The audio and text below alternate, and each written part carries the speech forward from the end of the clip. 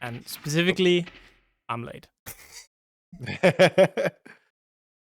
Oh, that's on the. Oh, was that on tape? No. I can't believe you're late. To Oh, great heavens! Yes, we are only starting now because I am late. I was too busy enjoying Deadlock. yeah. Oh wait, I forgot to add your image, but this is kind of peak though, the way it's set up. I feel like. Yeah, you can leave it.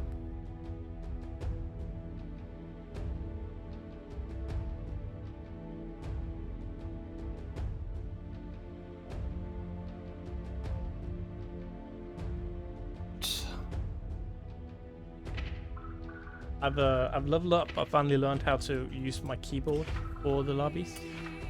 Yeah, almost. Wait, how were you typing in the code before? Well, I was using Like, a yeah, pad. It's because the buttons to do anything in the menu they make no sense. Is it like JK? Yeah, it's like U is like accept. Not like that. Oh yeah, it's either like U or it's J. I like got it semi figured out from.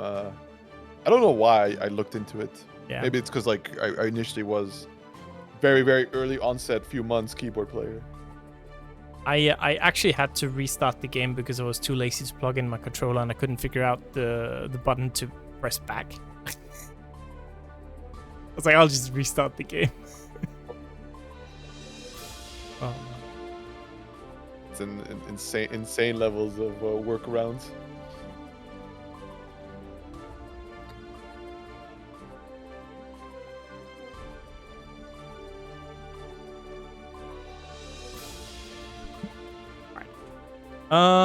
Yeah. First match gonna be JoTheConductor gonna go up against redroom. We got a bit of a funny situation today in the bracket. Oh yeah. The funny situation is that PataChu was late and initially got DQ'd, and then showed up like 1 second after getting DQ'd. That meant that PataChu was like round 1 loses.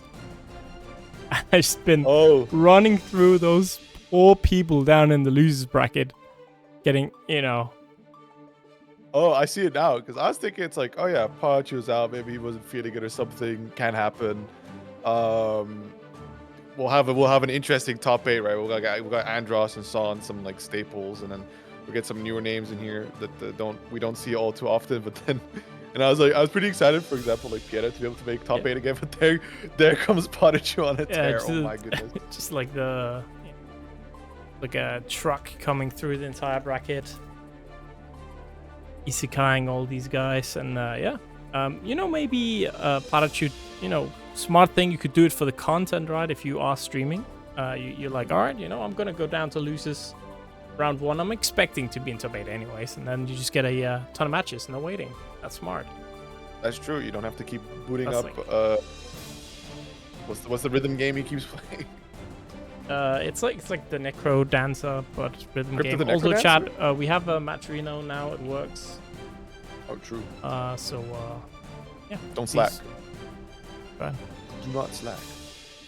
I guess one of the benefits of having a more interesting salty top 8 is we get to see some characters we don't normally get the chance to watch in top 8s, like Testament and Asuka, especially Asuka after the changes a while back. You don't see him around too often. Yeah. It's only that there's a couple players, right, that still rock the Asuka. Redroom is one of them. I have been playing Asuka for a long time now. Forgot what they were even on before that. I want to wager a guess. I don't know why Volta was fine. Might not be, but good burst bait there. Joe trapped in the corner, gonna quickly mulligan up, shuffle through our hands. What string there? Pressure in here. Nice, gonna get that hit, and redroom now in big trouble. Ooh, couldn't really take it all the way for that mana break, but still has redroom trapped in the corner. Goes to try to dash for the breakaway, finds a quick trade. There's a mana break. Now redroom in a really bad spot, but just to teleport into the board to go finish things off. JoTheConductor getting that first round. Absolutely. Backing away here. Oh, yeah, just smashing those cubes. matter. Good. Flex shield from Red Room is not working out though. Just stuck in this corner. Mana running down. Oh no, mage, I'm please. Oh, you're gonna get the succubus super out. Push the damage a little further. That mana break damage is stacking up fully. Good block on the charge does, but not over just yet. And certainly being bullied into the corner. Red Room can find an opportunity to play out. JoTheConductor finishing game 1 with the perfect. Yep. It's tough out here. It's tough. Yeah, Red Room really can't find a pocket to try and put himself in this match to especially get out of the corner. YoKai really playing the matchup well, right? Really finding those gaps in the defense. That or just consistently applying pressure, making sure that it's varied up. It's very difficult to really commit to a button press, but there we go. Meatball from Red Room. Gets a run-up throw, pushing damage a little bit further. Can he maintain the sequence? Another meatball for the opening. JoTheConductor has had enough. For the burst, but the sweep to deny things. The red cube runs up, and there's the low for the opening.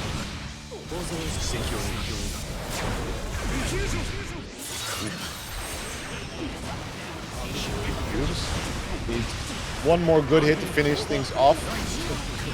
Get the push with the cubes, and there's the tap dust RC for the mix-up there. Red Room showing he's no slouch either, able to really run that momentum all the way to the round victory with the burst available, but immediately Joe starting things off with that check on the run-up. Gonna claim the burst from Red Room as he's now trying to approach, but it's eaten up by the Crow, and the stain is applied. Teleports on forward. Joe, last game, keep you trapped. Yep, and again, mana is running out slowly here for Red Room. Gotta consider, right, how to get out of this, and you just don't. It's just that simple, and oh, we're gonna survive with a sliver of mana here, but yep, yikes. Yeah, that's round apiece. I wonder if that in that space, Red Room could have taken the opportunity to instead sacrifice a bit of health to get that mana up, but might have also just considered, like, I'm in such a poor state anyways, might as well just try something to see if I can get a hit here. Nice. Beautiful throw, able to break out from the tap dust attempt. That was a very interesting bar there from Joe to go for 5D, but nevertheless, now with a life lead, Red Room can play a little slower from a distance. Super.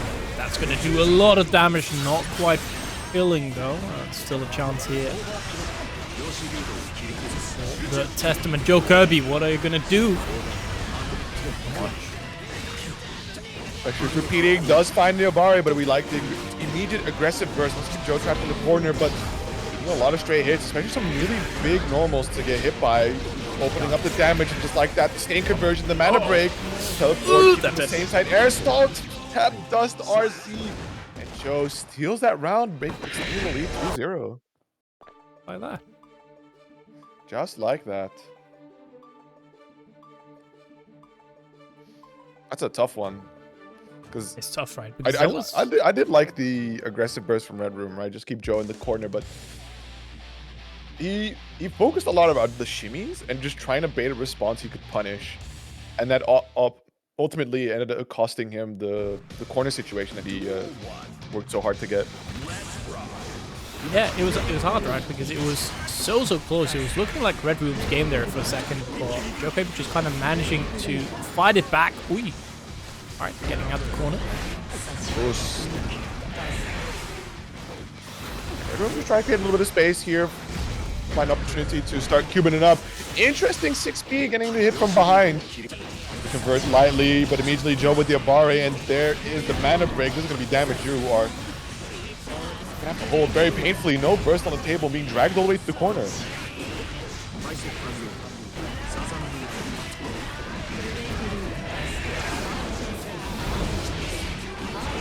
Break away for the time being, but the Armored Side stomping at him away, nibbling at his ankle. JoTheConductor now on set point here. Can he take it all the way home? The plan to get his burst to go with it. The burst is starting to come back up for Red Room, but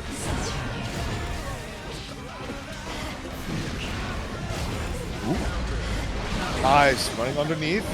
Getting a very interesting little situation. Red Room ultimately pressing, getting blown up for deflect shield to create any and all space here, just to find an opportunity to press upon himself. Jump in, you're gonna get the knockdown here. Shuffle card up real quick, get that throw going.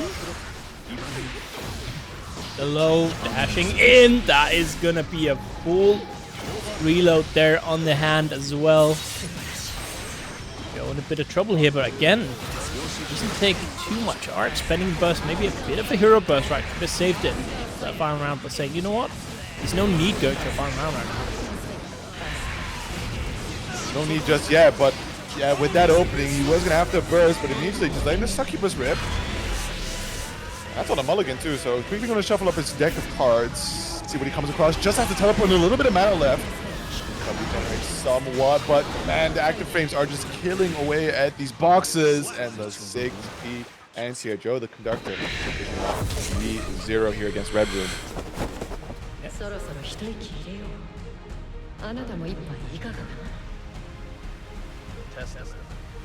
Wins.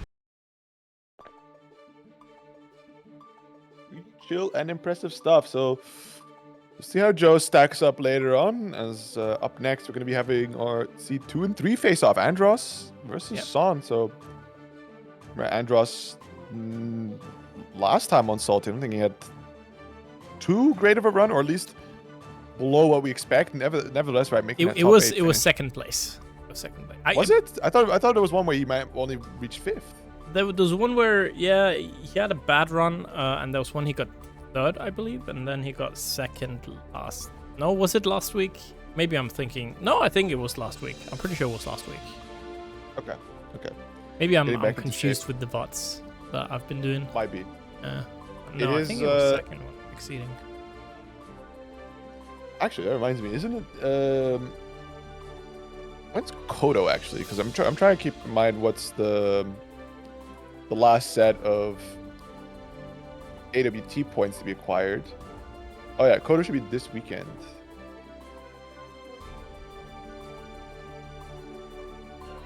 Right, yeah, 'cause the AWT points are starting to dry up a little bit. Although I think for the most part, Andros is doing perfectly fine in that regard, but can't hurt to keep yourself warm, so to say, right? Like keep yourself practiced. And in this winter cold, you know, this winter wonderland we're almost reaching. Gotta keep yourself warm. Can't rely on global warming to do that for you. Because then, like Volta, you'll lose to me and claim, oh, cold hands, right? You didn't keep warm. True. And that's not a situation you want to be in. No, can't let TOs get the better of you, because they notoriously do not play the games. They just organize, so can't be losing to people that don't play type beat. But more so the fact that it's going to be pretty quickly around the corner, sooner than you expect.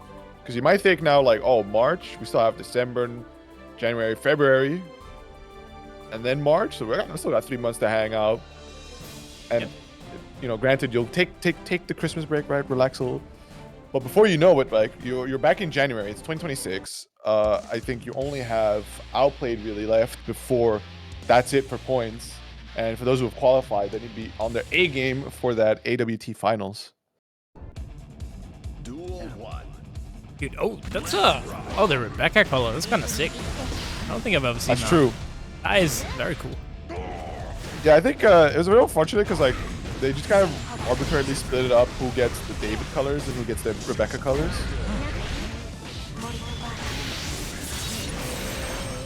Yeah, Outplayed seems like a cool event for sure. Yeah, definitely check it out if you can. It's on already though. Do they have a 2xKO? They do. Also, first time that they're AWT gold. Very fire. Very fire indeed. Yeah, I like that we get more events representing the tours now than ever, I feel like. Like, events have been running for a long time now, so we also get, you know, the gold events, stuff like that, TWT events. It's always nice to see more events getting points. Absolutely. I would say, on the other hand, it's kind of freaking insane how much you have to travel to qualify for anything nowadays. I mean, it's a good thing they put a damper on that, because they, like, Arc System themselves also recognize that it's in their previous system, it was going to be a numbers game of either how much money you have yourself to be able to fly around and participate, or if you are orged up that they can help cover you some of the costs. So the fact that you're only able to have your 3 highest finishes be the points you acquire makes it so that there's, you know, more room for people to be able to get involved. Wow, what a thought buster.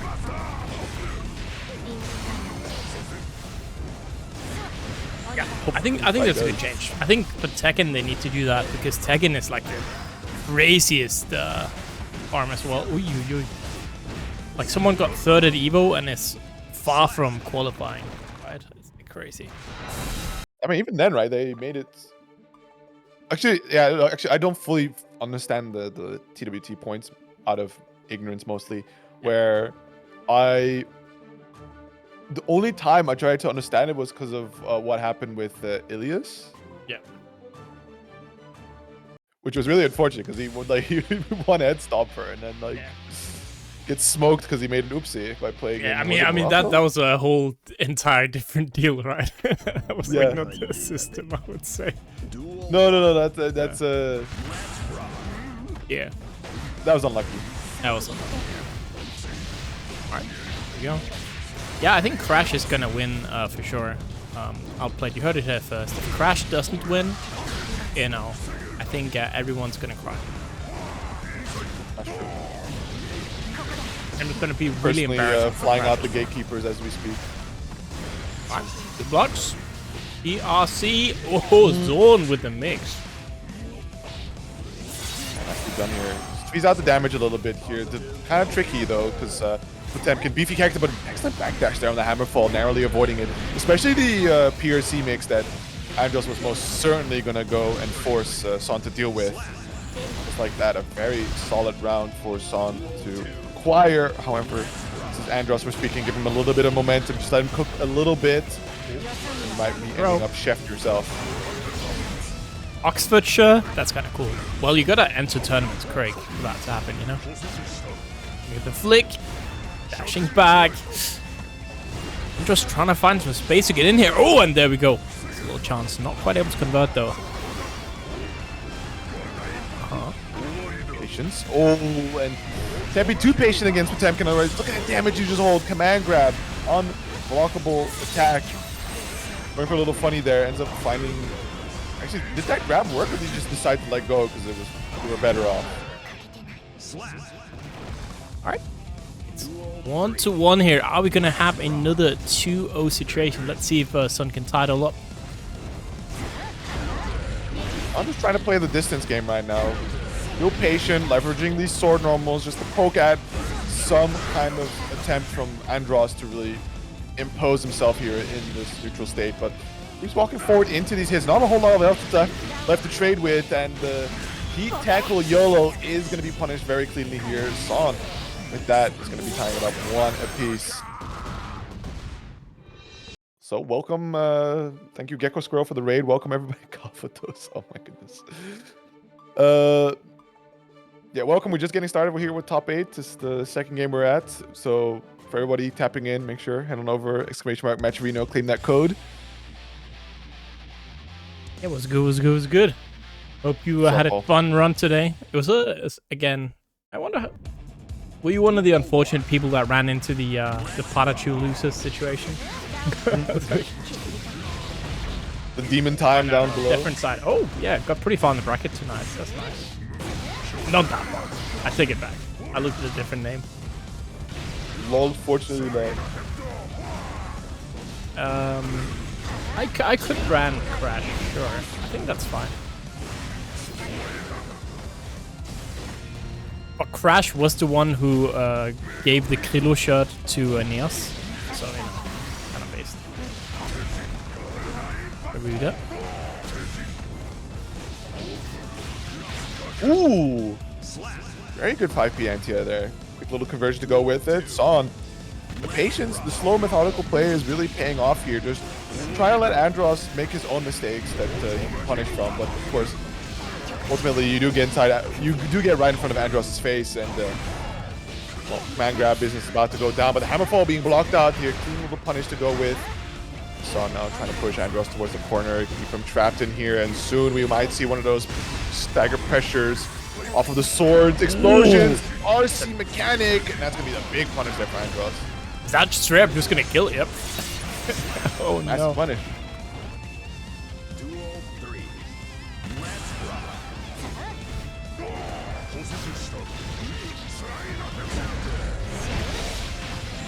Clean jumping, gonna be a big counter hit here, trying to open up on some of that damage. Wall break, gonna be acquiring the posimeter bonus. Sadly, no hard knockdown because of no super. Damage being pushed already is looking really, really mighty. Wait, who deflect shielded? Oh, he air deflect shielded? That canceled on the ground? Is Andros cheating? Yeah.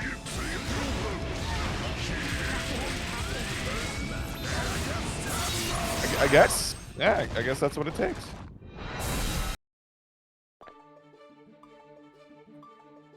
Alright, 2-1. Dude, I can't believe PataChu plays Lucy and doesn't know Cyberpunk. That's crazy.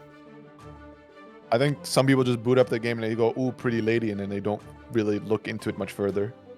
That's valid.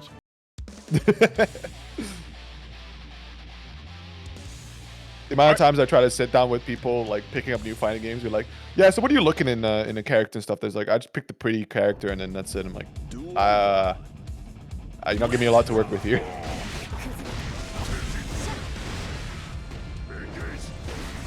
I feel Andros is from some game, the name. Like, I saw on Twitter like some character named Professor Andros, and I was like, holy shit. Is that why he got the game? The name Andros is from Star Fox. Ah, Star Fox. Makes sense. I never had a 64 growing up. My friends had a Nintendo 64, but I never had one myself. It was like a PlayStation household.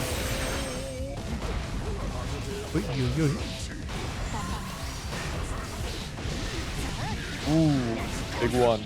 Good job, son. Yeah, I mean, it's very interesting because, like, yeah, Andros, Star Fox character, really only appeared in the 64 games, and then when they started going back to more of the rail shooter gameplay of the game in the Switch era, then for a while we had this really weird, like, parasite villain. There was dinosaurs at one point. Star Fox was confusing with its identity. Yeah, I mean, I played Star Fox 64. I've definitely played through it multiple times, but I think I wasn't that young. Like, when did it come out? I played Star Fox Assault. That one's fire. GameCube classic. Yeah, Assault is so awesome. It came out in '97. I've probably played it in like 2000 or something. I've been like 7, 8 years old, so it's like before I understood English, I think. That's fair. Good blocks. It's looking pretty good here for Son. Oh, somehow Andros finds a way out. Pushing in. No, dude, there's no way you hit that at yet, man. How much meter does Andros have? I think I saw him like PRC 3 times. This is the Heavenly Mandate type gameplay here. Just the infinite meter doesn't matter, but I think that's a hard punch right there.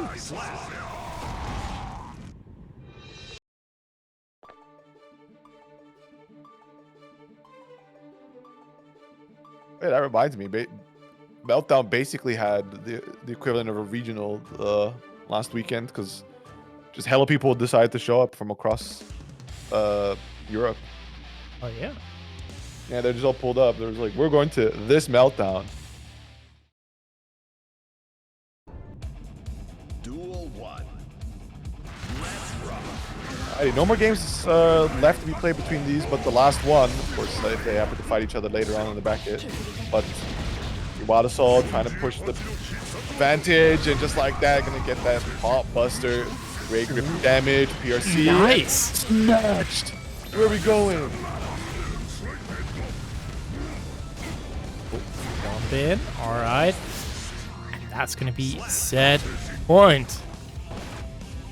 You're like, where are you going? I love that. The raw just like try to reach for the skies, 6 speed, go for the heat tech, keep it simple, right? Get that corner carry, and just like that, the take throw, pop buster. Letting that damage rip. Mechanic mash there. Might as well try. Get something happen here. Again, but getting hit by the low here. Not a lot of tension to go around though for Son here, and trying to definitely get that hit in. Oh, the BRC! Yeah, forced to burst here.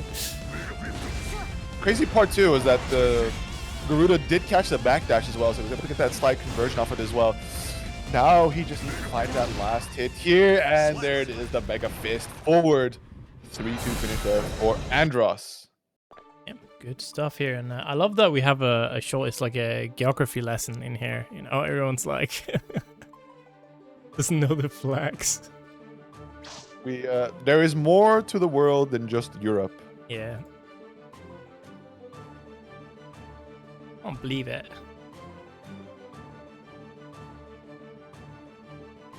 I can't believe it. That's what they said a few thousand years ago. Took boats and they're like, wow. Wow. What? What? The world is not flat? Crazy.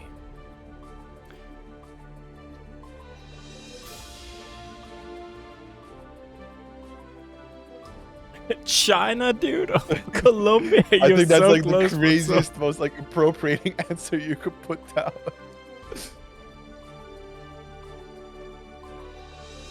It's like how to be put on a list by both of these people.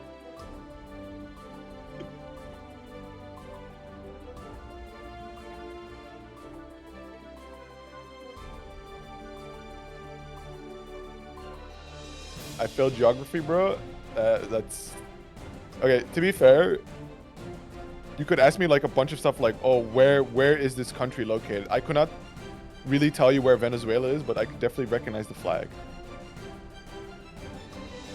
That's the thing. I think that's the layer one. Like, can you recognize the flag and that the country exists, and then you can worry later about where exactly it is in the continent. I also, do you know what continent it belongs to? Now you're just being mean. Are we? Surely they wouldn't know stuff like that. Well, they gotta know. You become healthier as a person by knowing more. That's true. That's true.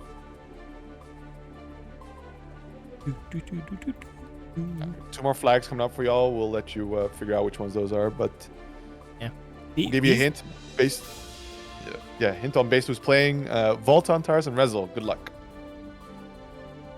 Is it cross-continent 30? No. These are just people of diverse backgrounds who happen to live in Europe. Also, Son unfortunately had to DQ. He have to go eat dinner apparently. It's like the teenage issue of I'm in top 8. Oh no, my parents want me at dinner. Yeah, I mean, isn't Son's like MO mostly, hey, if I could keep this winner's side run going, fire. If not, I was fun. Yeah. I mean, there's like one of the newest VODs for Strive. Son literally DQ'd in the winners finals for the same reason. I was like, I remember that one. Yeah, that was mad unfortunate. Oh yeah. Right. Really good stuff, by the way. Shout out to Volta getting into top 8. That's true. Definitely making the most of the opportunity here to show off that he can, as a matter of fact, pull it off. Slayer 2, character we don't get to see too often, but now being absolutely put into the blenderizer here as just look at all this guard crush pressure that Resil is pumping out. Just chip damage on chip damage. Maybe you want to use a bit of that meter or not. Up to you.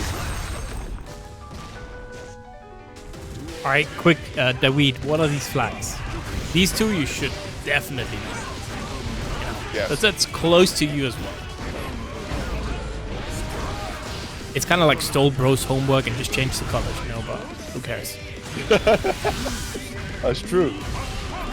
Damage. Slayer is still such a menace. One you can easier, good stuff. Wow, what a snatch there on the dandy step. Trapped into the corner, able to find a quick opening here, and now it's about repeating what we saw before. The defense of Slayer is a bit shaky, but if you can find a well-placed Hands of Doom, you can definitely find an opportunity to break away. Oh, just gonna get smacked. Indonesia. That is crazy high Axel. So close, right? Yet so far away. We like loops. We like loops. Slapped against the corner. We're gonna go for the super mappa. Got hard knockdown as well as that positive meter bonus ticking. Both players got that burst on the table. Not a whole lot of health left, and with that 2 HS, it is in fact enough for Resil to pop the burst.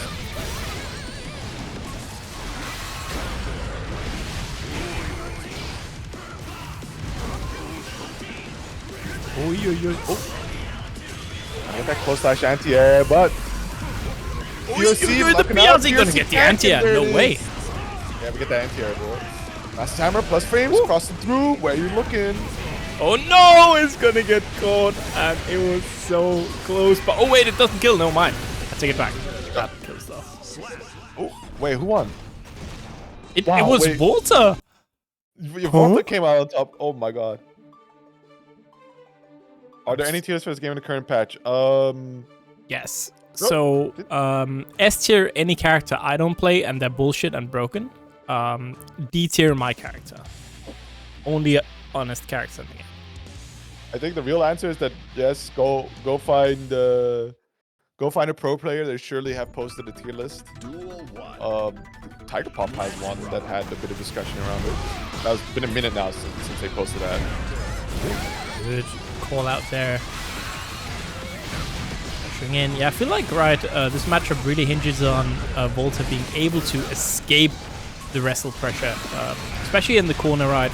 Because if not, you're just kind of stuck in this situation where you're gonna get pushed back continuously, right? You're gonna maybe get caught by something. You can only block for that long, and then it's GG's. Yeah, but it might also just be a case that Volta just has to rely on system mechanics, right? You just burst, you just wait, does this catch? It does. That is mad unfortunate. It's ironic that this song says "Wake Up" when it's dead. I haven't thought about that. That's deep, bro. That's deep. Yeah. I think I haven't thought about that. This is a YoKai team kill. They had like a discussion about that. Ooh, oh, okay, that's a cool side swap. A little smashy here. Oh. The corner there, under pressure. Oh! Ooh, footsies. Oh, the 2 edge, please. Footsies. Makes going on a big universe counter. Let's see that damage rock. Fortunately for Volta, I think the wall getting cracked a little early there. Can't really make the most of the damage that he could have gone. And now Resil finds an opening here, gets the momentum running. Trapped in the corner, guard crushes Ahoy, gets thrown out. Red RC, quick hit spot against the wall. You will be denied an opportunity to burst.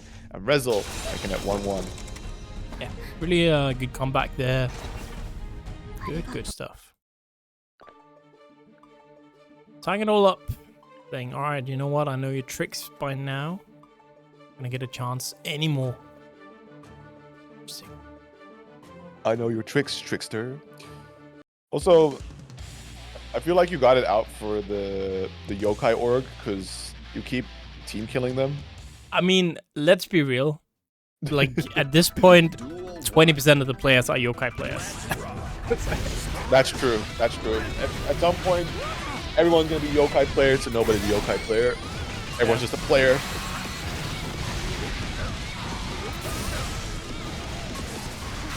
Cool little sequence there from the Grandmaster of YoKai himself, Resil. First putting down a lot of effort to get people all trained up, better, equipped to play the Guilty Gear Strive game. Finds another bedfall overhead, and is that enough to get the kill? Yes, sir. One round away from taking that lead in the set as well. Again, just kind of figuring stuff out, right? Saying, all right, you know what? I know your timing now. I know what you like to do. You're not gonna catch me off guard like this game. I would say be able to blow out the mappa. Yeah, from YoKai, I only really see this as a team kill in the top 16. That's kind of good. Like there was a bunch that quite didn't make it into top 8, but none of them lost to team kills. At least. Okay, that's nice. Great pick up off the error as well. Gonna go for the red RC, trying to push the damage as far as possible, and will in fact get the kill off the wall break here. Resil now 2-1 against Antares. starting to look a little bit rough, right? And that's what I meant again is you can kind of see the download happening real time, right? And now, he's like, oh yeah. Now we're done playing layer 1, we're playing layer 2. And Volta has to now try and adapt to Resil, of course, having adapted to his gameplay, right? And that can be very, very difficult, especially against such a strong player. It's like one of the things where you can feel very, very good in a matchup initially, and then you're like, oh no, they adapted. Now I have to adapt. And then you never really get to that adaptation, right? Right. I mean, the question also is like, how much room is there really for Volta Antares to adapt here? Because like we mentioned earlier, it's looking a little rough for Slayer to survive the defensive situation, right? This pressure that Resil is able to exert on him. Look at this. Just hit after hit. Try something, gets opened up, trying to mitigate as much of the chip damage as possible. There we go. But Hands of Doom, the only option. Loops, yes sir. Oh, the reset. Oh, no loop this time. It's unfortunate, but hey. No! Oh, he gets hit from behind. There's no way, dude. He's like, teleports behind you. Not bad, kid. And then Batman's just like, too bad for you. I'm only using 5% of my power. It's behind you. It's like, fucking guy, man. Oh my god. I can't believe that hit. That is. That's a tilter right there. Yeah, the mental damage off the charts. Yeah, now going for like a Hail Mary throw towards the end. Volta Antares got a little cooked by that one. That is, oof. But GG, so very good set. And good stuff from Volta. Again, another player who really grinds the game quite a bit, right? Has improved. Getting into top 8, something that's... I believe they might only have been in top 8 like once before. Really, really good stuff here. Yeah, especially like from what I can gather about the Slayer character is that as we saw, the defense can be a little lacking. You have Hands of Doom, a little bit of a gimmicky response can work at situations, and more heavier reliance on system mechanics that, with the overall nerf now, means that his defense or his lack of defense is a little bit more glaring. But if you're able to stay in the neutral, right, or be in control of the pressure yourself, you have a very, very strong character. Yeah, I think like the thing you could have done there, maybe right, was to if you're unsure about the defense, if you're really just getting hammered in the corner, even though it's nerfed, right, the YRC maybe could have come out, but at the same time, you kind of want to spend that meter on offense once you finally get the chance. But getting there is just so difficult, right? And if the weed is in chat, you now have to guess another flag. I think you know one of them. The other one might be trickier. That's true. Looking forward to your answer. Yeah. I think, like, in terms of RC, it may be a bit of, like, combo stability that you would hog the 50 bar, right, for the red RC, in situations where you feel like, I'm landing these hits, but they're not really converting. I'm not getting counter hits and such, which is sort of the name of the game since, like, Slayer's initial release has always been, I'm a counter hit fisher. Yeah, basically the Brian of Guilty Gear, with a bunch of will he, won't he type pressure that he just wants to get you to. He really likes you to overcommit in some way that he can then find a really big opener that cashes out nicely to some damage. Right. Next match, here we go. It's gonna be Sin. No Lucy for PataChu. Interesting. Yeah, I think it's a little bit dependent on the matchup that we find Lucy at times. Could definitely. Oh, did he hear you actually? Hold up. All right. No. Okay. And maybe it's just it was just like the station being a little bit wacky. As had you blocked for some reason? Oh, maybe it's one of those ranked block things where people block players because they just keep matching into them in the ranked mode. Yeah, it's so weird to me, right? It's like the whole discourse. I'm not gonna get into it, too much, but it's like oh, we want traditional ranked. They actually added, no, we don't want it. It's like, I mean, it's in their defense, it's like the matchmaking doesn't work sometimes. Yeah, that 5P for anti-air, let's go. PataChu already off to a great start here. Shinky, you go for that early burst there just to try and mitigate some of the momentum that PataChu might be acquiring. Like that wall break, especially, will probably be the bonus. But ooh, hold up. All right, the weed. It's time to guess. Cambodia? No. Thailand? Yes. Cambodia and Thailand, they are neighbors, right? So it doesn't make sense. It's close. Yeah, it is Thailand. At the wall. Gonna spend some tension. Actually, I wonder how the Cyberpunk skin looks on Sato. I think he has the David color, so it's just mostly yellow. Will he have the piss-colored Eddie though? And isn't that fire? He doesn't have one, or He doesn't have one. That's lame. They hate him. They hate this auto guy. Oh, that's a big counter hit. Tension building up here, and yeah, it's starting to look rough. That is gonna be a 1-0.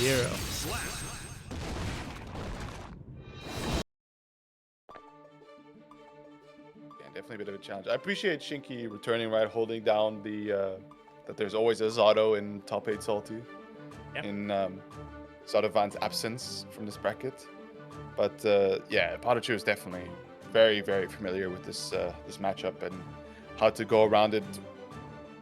And I think it's been a classic since inclusion into the Guilty Gear franchise that it's been a pretty terrible matchup for Zato. Granted, of course, that Zato is abysmal in Xrd. But the big driver and the range that he can throw these normals at makes it very tricky for Zato to leverage a little bit of range and deploy Eddie safely. The main Alright, gonna just... Oh! Well, that burst right, and now suddenly PataChu finds himself in this corner. Uh-oh. Never mind. Now Shinky finds himself in this corner. Never mind. Now PataChu finds himself in this corner. Never mind. We're just trading corners, dude. What's going on? Please. Okay, this time Shinky was not going to find himself in that corner. A lot of FDing coming out. His PataChu is running out a little bit of space on the screen to retreat towards, but pulling the each trigger and advances on forward. Finds himself a nice big old counter hit. You're seeing backwards, but it's enough to escape. 2S.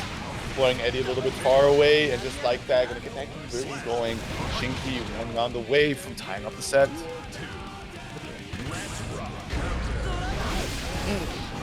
Here in the corner though, that is gonna hurt. Yikes!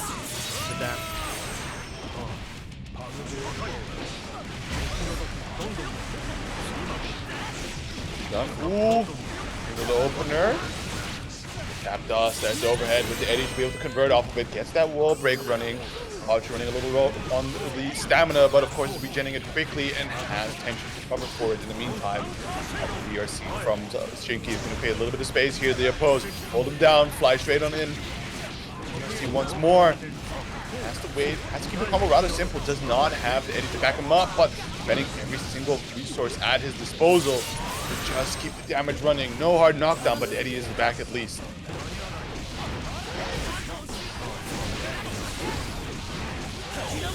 Yeah. Oh, cool. PataChu, again, another unsponsored player from this region. By the way, any sponsors right here, right? It's number 2 on the Volta rankings right now. So definitely somebody that could be picked up by a good team.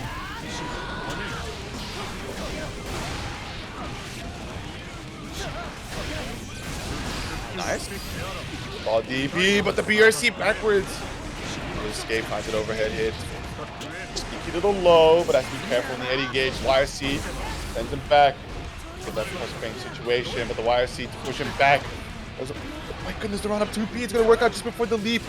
But you can see it's a bit of that pressure weight trying to get anti-air, but not going to work out. Thankfully, Eddie wasn't back on the field in time to properly convert off of it, but it's now trapped in the corner. The tap dust a little too far away.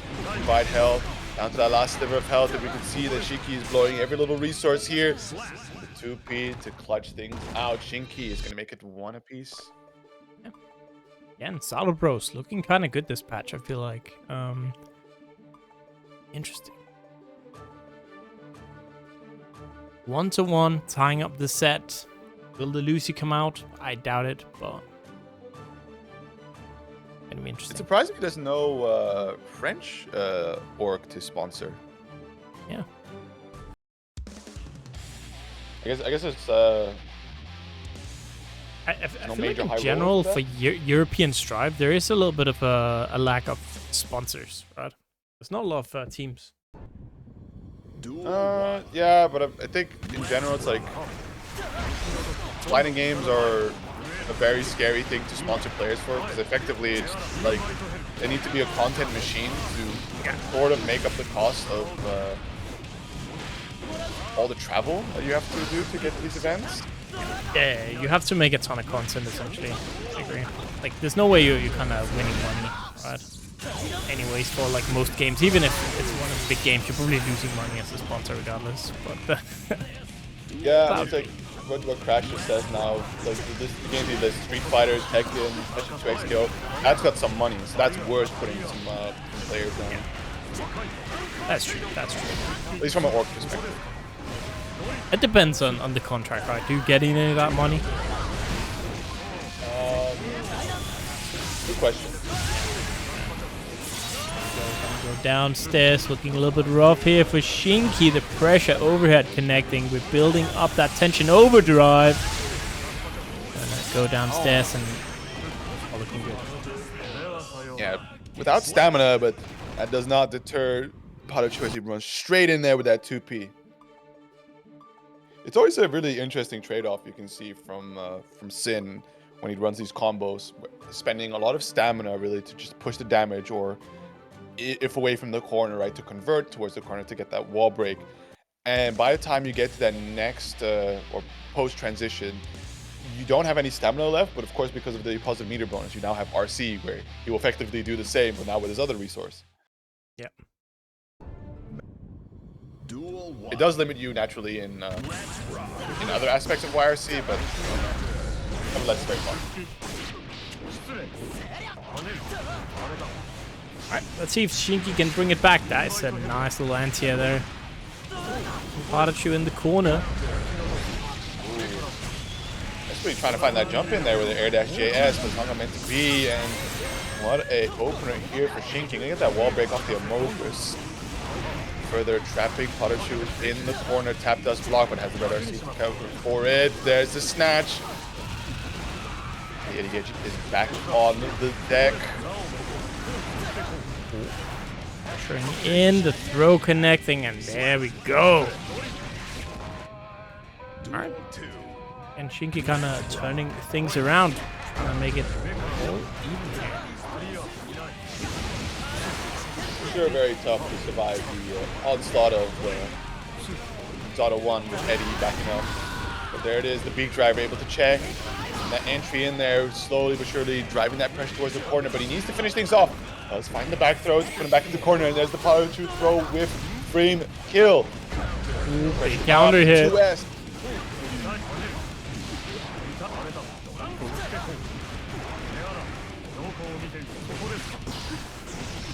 This and a backdash away, but it gets clipped out in the end there. Up in the corner, doesn't have another round to retreat to, and I think that is going to be Shinky making it 2 apiece. Is this? Ooh, hold on. Yeah, it's interesting. Maybe I mean, the loser side was a little bit of an overestimation of PataChu's side, because now Shinky has the chance to eliminate PataChu.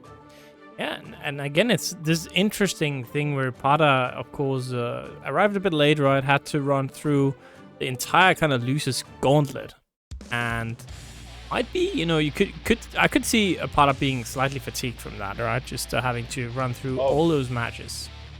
Oh yeah, absolutely. It depends per player, of course. Like some really need the winner side run just because it's less games, and others really thrive off of the lose side runs because it's just perpetual games. See, will it be Shinki or will it be Pata? Gonna get that aggro. Good for Shinki and yeah. Oh, that was tough. Low. Big count hit.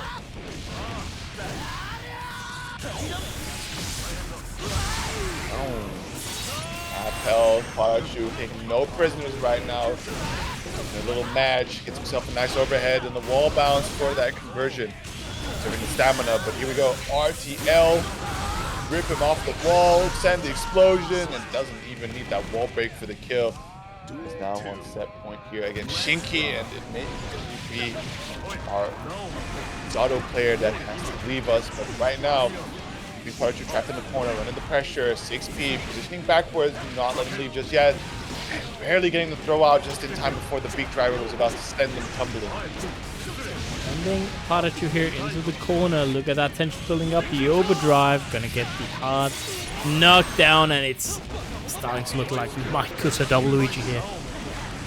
Yeah, especially we see the YRC. Most likely, PataChu is going to do everything he can to just conserve his burst because we do not want to go into that next round without burst, especially with how strong the momentum comes from Shinki's side. But this is a really important moment here. Let's find himself another counter hit. He might be able to run this all the way back, but at the very least, right, if he goes into a final round situation, Shinki with next to no burst available, able to check the Eddie, doesn't quite get that air to ground conversion. Trading, that was our last sliver of health left. The next touch will do it. Needs to FD everything to survive the chip damage. Oh, he didn't FD, somehow lives. Oh, gotta get the low, but it's not YRC enough for the conversion. Patient, YRC, and oh my goodness, Eddie was able to slip through somehow. I think with the fact with how long that round went, he was able to generate a lot of burst gauge back already. Halfway, has that flex shield available should he have a one for it.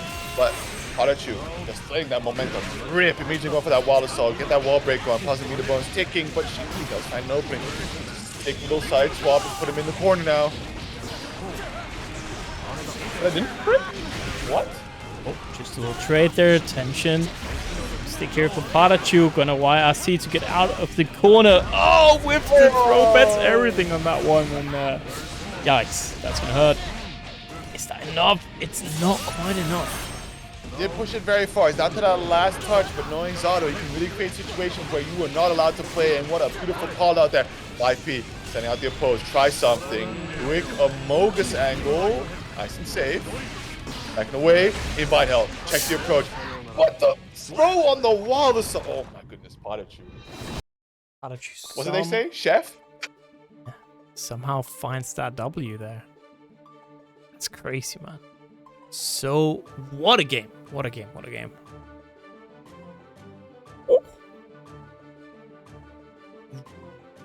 That's clutch. That's clutch to go, to see that wild assault and get that throw out. That's insane. Crazy work there from PataChu. And since Sun had to DQ, it's just going to be Pata again after that match. Oh, you get no breaks. Nah, if you want a small break, you know. Yeah, I like that, yeah, of course. I'd imagine so after that, like, Shinki put up one hell of a performance there. That was no small feat to overcome that Zato character. But PataChu pulls it off. Yeah, somehow. Some way. Minus on hits. Unlucky. Yeah, based. Sometimes we lose a character select screen. Well, I'll post on Twitter probably. You gonna go to any events, Shinki? Gonna go to Outplayed?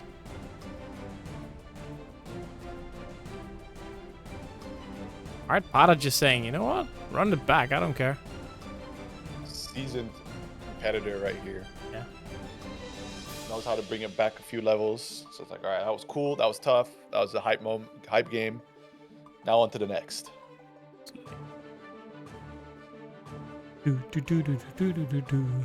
Now we got the it's oh no, the entire downplay brigade Central arrived.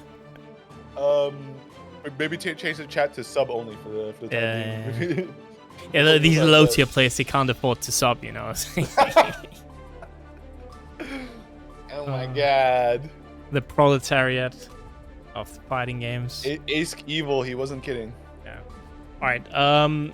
If you wanna at least make someone afford something tonight, you can claim a code on that match arena. Of course, as usual, we've got 32 codes left, so it would definitely mean quite a bit if you guys would be so kind as to claim a code. Of course, looks like this. It's quite easy. You should know the drill by now. All you have to do is, where's Ace? All you have to do, click this little claim code button to add 25 cents to the prize pool, absolutely free of charge. Will help out these wonderful players get a little bit extra money in the prize pool. Thank you very much, as you can see, to John Strive, Jester. Yo, Jester's here. What's good? Boring Sword. Dude, Jester kicked our ass in ranked Student 2XKO. This guy's grinding. Yeah, Jester's nuts. Jester is crazy. 165, thank you. Jester used to be a Melee player. Used to play quite a lot in Salty, actually. Also, I hate to cut the shield short, but they're requesting a lobby remake.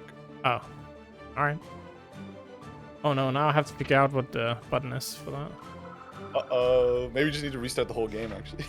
Disband. No, I pressed it wrong. It's enter. Disband room. There we go. There much. Network.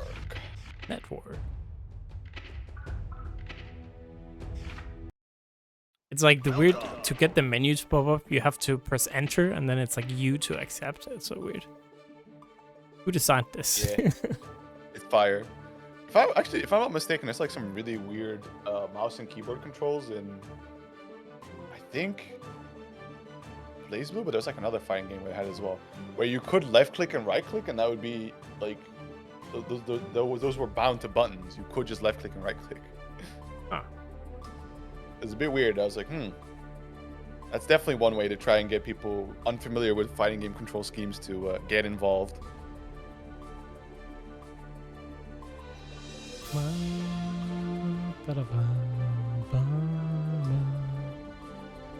Let's see. It's going to be the Sin again. Definitely very well equipped to deal with the Asuka shenanigans. Right, deploying all those cubes. Yep. Where Sin has a nice combination of fast buttons and very active buttons as well, very long-reaching buttons. Can either snipe the Asuka cowering behind his magic, or to simply swat away at these pesky little cubes. We'll see what. Yep.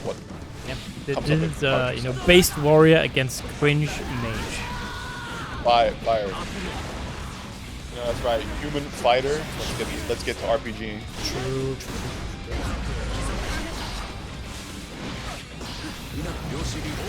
Ooh, okay, a little backdash now. Leave one in the overhead. Nice check with that far slash to see if that's clean.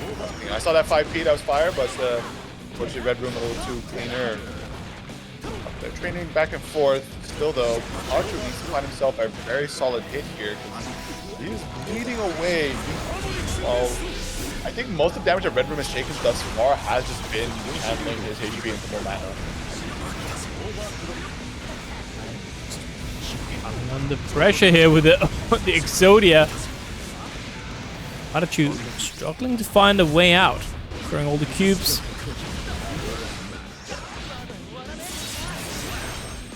Think to himself, like, who even plays Asuka anymore, man? What do I do again? Yes. Never mind, somehow worse. Okay, he's complaining about the connection with the scene, but if he can make the most of it while in a given situation. Yeah. I guess somebody else have to make the lobby the classic weird routing shenanigans. No classic. Sometimes Striver just does not want to cooperate. PataChu, however, look at that wall break. Has the mana break along with it as well. Excellent air IV. Oh my goodness. Alright, kind of clean with it. That's fire. That's fire.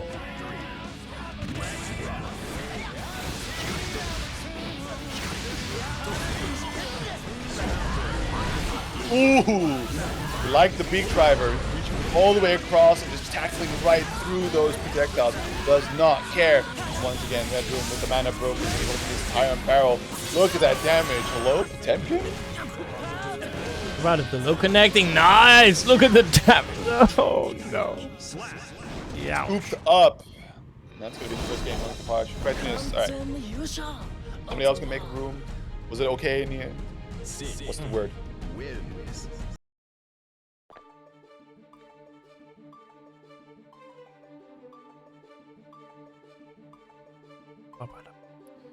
Classic of online fighting game tournaments. You're always at the whim and whimsy of the netcode of that given day.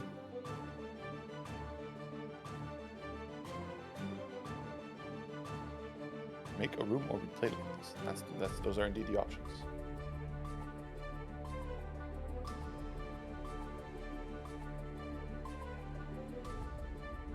But yeah, if these things sound like a nightmare to you, as always, the suggestion is go to offlines, go to your locals, sit down. Everybody hands down will always agree, like playing the fighting games offline is the best it can get. You can block overheads offline. It's fire. It is fire. And you can even call your opponent a scrub to their face, you know? That's true. Man, we had our monthly. Last Saturday, I played 2xKO with Raj. We played as a duo. We got second place. It was pretty fun. And it was actually really fun playing as a duo in tournament. More fun than I thought it would be. I do wonder how working as a duo will play out, because I feel like the part where you have to start communicating with each other, you have to tell them what you're thinking. So you're open air about what's going through your mind, what's the sort of play pattern you're trying to push for, and that's something your opponent might be able to check into. But I think at the same time, this is something so vastly new in concept, where maybe the only ones who ever had experience with this is doubles in the Smash Bros games. Yep. So to actually sit down there while running your own game plan, to process what they're saying and actually apply that in such a way that you're not distracting yourself trying to listen in on what they're saying, may end up be the factor that evens it out in the end. Yeah, I mean, I also think the way setups are put at most events, where you have 2 separate monitors at the end of the table with 2 chairs at the end, right? You're not really going to be listening much to the opponents. That's true. I think I'm personally more of a fan of side-by-side setups, because, for one, it saves you on all the monitors. Yeah, I do like side-by-side setups, but I would say for this, if you're 4 people, that's kind of awful on one monitor. Yeah. I mean, Riot could also equally sponsor some more monitors for events for that. Because I think like for the average local, it's not really a feasible thing. They just chuck down a laptop, and it's on a laptop screen even, right? You say that the average local. Maybe mine is not the average local. Maybe we're actually making bank, but we have like an insane amount of monitors we have bought throughout the years. Oh no, you guys are above the norm with the amount of money you're able to siphon from your attendees to be able to make PS5 purchases, monitors and such. Yep. Like our most recent upgrade for Zero Fundamentals in terms of monitors was one of the TOs at his job was like, yo, we're phasing out these old HP monitors. Should we use it? We're like, yeah, that's cool. And they don't even have a HDMI cable. They have one of those like old VGA ones. Oh no. So we use a converter. Like, we gotta make do with what we get. So that's like 6 monitors we got for free, but hey, there's a little bit of that conversion thing we have to work with. And they're fitting well, the same era as the 1060s, right? Yeah, basically. I mean, like the 1060s still have those ports. I'm building PCs with that graphics card in it that have those ports.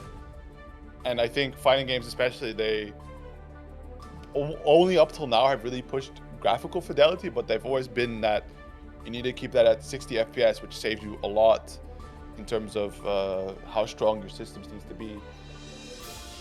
So when they start getting to normalizing uncapped frames in fighting games, then it's over for your average. Yeah, we're gonna start having people sit down and be like, why aren't we playing at 120 FPS? What's going on? We're running like on for like Our PC setups we're running on 144 hertz, which is nice. Oh, good. But there we go. It's game 2. Man, our PS5 Slims have been good, but the only fat PS5 we have, both of the ports melted off. That's fire. That sounds like PS5, alright. Yeah. Oh, look at that. Big grip of damage. Gets that mana break at the very last wall break touch as well. So the next opening here should be quite devastating for Redroom, who just make the most of it while this mana is slowly filling back up. Excellent anti-air is going to give him just enough of that space to find that opportunity. Quick mulligan, but immediately they just cancel through. Oh no, the counter hit, and we're just bursting right away here from PataChu. Whoa, okay, able to find the gap between the projectiles there to risk a DP, and once again the mana broken. Down another round, PataChu on a tear. Just pressing that silly little DP button, you know, and big anti-air there.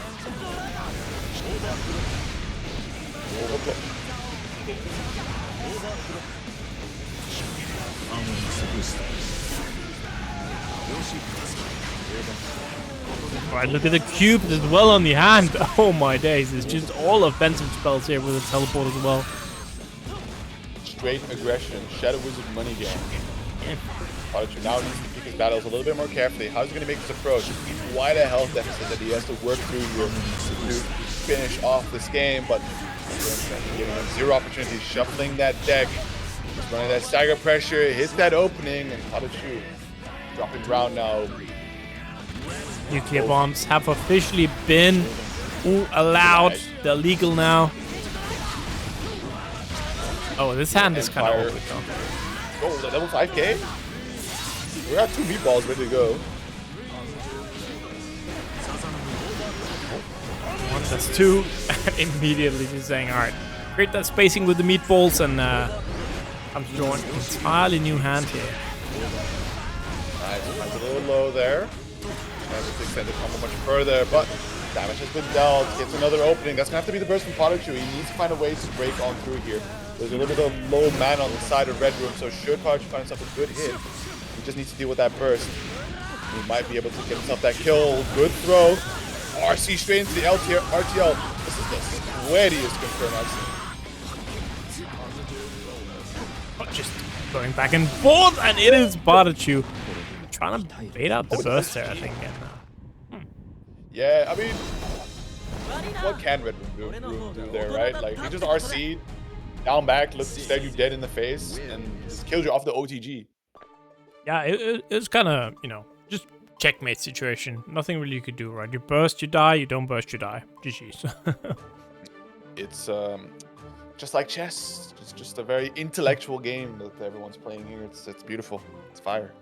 Would you say Guilty Gear Strive is the chess of the Guilty Gear series? No. No, it's more like the checkers. Yeah, I was about to say. Nothing bad with checkers, though. I like checkers. I mean, I don't think any of the Guilty Gear games is the chess of its own series. That's true, that's true. Would you say Blaze Blue is the chess of the Axis games? Yep, absolutely. Such finesse required in those games, just because you can't tech into buttons. The game requires you to down back and understand how to use the down back mechanics. It's really cool. I would say you all play it because, and Outplayed, it's a main stage at Outplayed. So don't forget, head on over to Outplayed, AWT Gold event. They're really cool people. They worked really hard to get to this position, especially because they are fully grassroots. All right. So Redroom saying the routing is still quite poor. So Redroom is saying that he'll DQ. Ah, okay. I guess he I got new net, and I think it's writing. Okay, yeah. It's a bit unfortunate. So bowing out with a bit of grace there, says like it is what it is. Sees the writing on the wall a bit, and that's going to be PataChu's default win. So another victory claimed by way of DQ in the end. Today truly is a day of all time, and I'm gonna make a new room. It is. I mean, I guess we started a little late, and then they heard what was up, and so they decided to speed things along. So we have time for a very interesting little winner semi, or so winners finals, excuse me. We have JoTheConductor versus Andros. Well, Andros is kind of a little bit to be expected, but this is probably a new high for Joe. I think Joe has been in top 4 before, right? Surely. I feel like even recently. Yeah, but now you got basically guaranteed top 3. That is true. It is quite good getting into that top 3. And you know, you're just so close to getting into that top 2 where you actually do get money. Money. Yeah, a little bit of money you could spend to subscribing back to the Team SaltyEU Twitch channel, so you can post your low tier opinion in chat. I only have high tier opinions, I think. That's true. One might say S tier, but I'm not sure I would go that far. But you know, I'm a down player. Down player at heart. Yeah. I know you Asuka player types. It's true. Imagine who do you play in Blaze Blue? Me? Yeah. Susanoo mainly. Wait, is that the broke? No, that's Izanami. That's a broken, right? No, Carl's the broken one. Well, what's the analogy you're trying to make? Oh, you Susanoo. All right. Imagine you play like, who's the worst character? It's like the Lambda, right? Terumi. All right. Imagine you play Terumi, right? You play her for multiple editions of Blaze Blue. There's like a new one, and you just play, and you're always the bottom tier, right? The worst, one of the worst, bottom 5 in the game. Every single game. Then suddenly in the new Blaze Blue, there's a patch, and you're top 5. And everyone's calling you, you know, top tier abuser. How would that feel in your body? I mean, that's vindication right there. Yeah, it would feel good, right? Yeah, that's how I feel. Get fucked. That's how it is. Get fucked. Non-Asuka players. Years of trudging through the trenches, right? To be rewarded here. The high grade, you know, finally the high grace of Harada blessing thy character. And you're like, this is it right here. Meanwhile, see, I'm not a Tekken player at all, but I made both a really poor and a decent decision in the fact that, okay, I picked Brian, which is an awful character to start the game out with. But at the same time, he's like somehow Tekken's golden boy who never wins tournaments and gets micro buffed into being like an absolute menace. We are having, unfortunately, chat. We're having another Strive Earth moment. They're just gonna check in Park to see if it's better. But it seems like the pings are like all over the place again. Still in the other matchup. Might just be Strife thing at this point, because if it's like consistently across players, it's like what are the odds, you know? It's like the weirdest thing where it's like peer-to-peer game, but there's like some servers and it's making it worse for the peer-to-peer. I never really understood how that even worked when it's peer-to-peer. It's it most likely has to do with the fact that they have to first connect through a matchmaking server, so they can't just use like the Steam peer-to-peer API or whatnot, or because of crossplay, right? Yeah. They need to host their own solution, and that might have shaky attempts to actually set up the peer-to-peer connection where it just either puts down a decent routing solution or completely fucks it. And it just decides that today's not your day. Today's kind of cursed. Both players saying it's kind of not good. Even in the park? Even in the park, yeah. It's 120 ping. I mean, 120 I feel like is playable in Strive. I think the important thing is going to be, is it rollbacking or not, for most part. Like, definitely in the old delay days, 120 was fine. It's not ideal. You're not going to be able to react, or like you can react, but it won't let you do much. It won't let you actually block certain things. It went to 4 to 6 rollback. Yeah, I mean, yeah, 4 to 6 rollback frames is that's rough. Yeah, I mean everyone, you know, true soldiers remember base Tekken 7 on PS4 with like 8 frames delay, native to the PS4 plus delay-based netcode, like underwater. It's like that was yeah. peak. Thankfully, I only played with friends. I mean, that's actually really stupid, because I only play Tekken with buddies. The only characters I've ever played against in Tekken have been Jin, AK, and Lily. I don't know what any of the other characters do. I mean, that's rough. I would not want to play Tekken if that was my experience. Well, it was fine. Like the fact that I only played them meant that I could sit down and actually learn what moves are, you know, punishable by what, and then as some, like, they had played Tekken before me quite a bit, but then I pulled up and like I could lock in on okay, these are the characters they're playing, these are the moves. Realizing that Matterhorn is like minus -1 billion, for example. And then like that, so bit by bit, I started cooking, and then I was like, okay, I can reliably access damage on Brian. Now I can focus on taunt, doing taunt cancels. And then the most I got was taunt back 4, or is it? I mean, no, taunt back. What the fuck is it? Yeah, is it back knee? forward where he like does the knee and then you just stagger off back against 4, the wall? back 3. I forgot which one. Pretty sure. I'm a Brian player. Yeah. Yeah, It's like the same. It's the same type of. It's the same window as Jet Upper, but you know you don't have the execution barrier of hitting forward, neutral, back 2. All right, new lobby.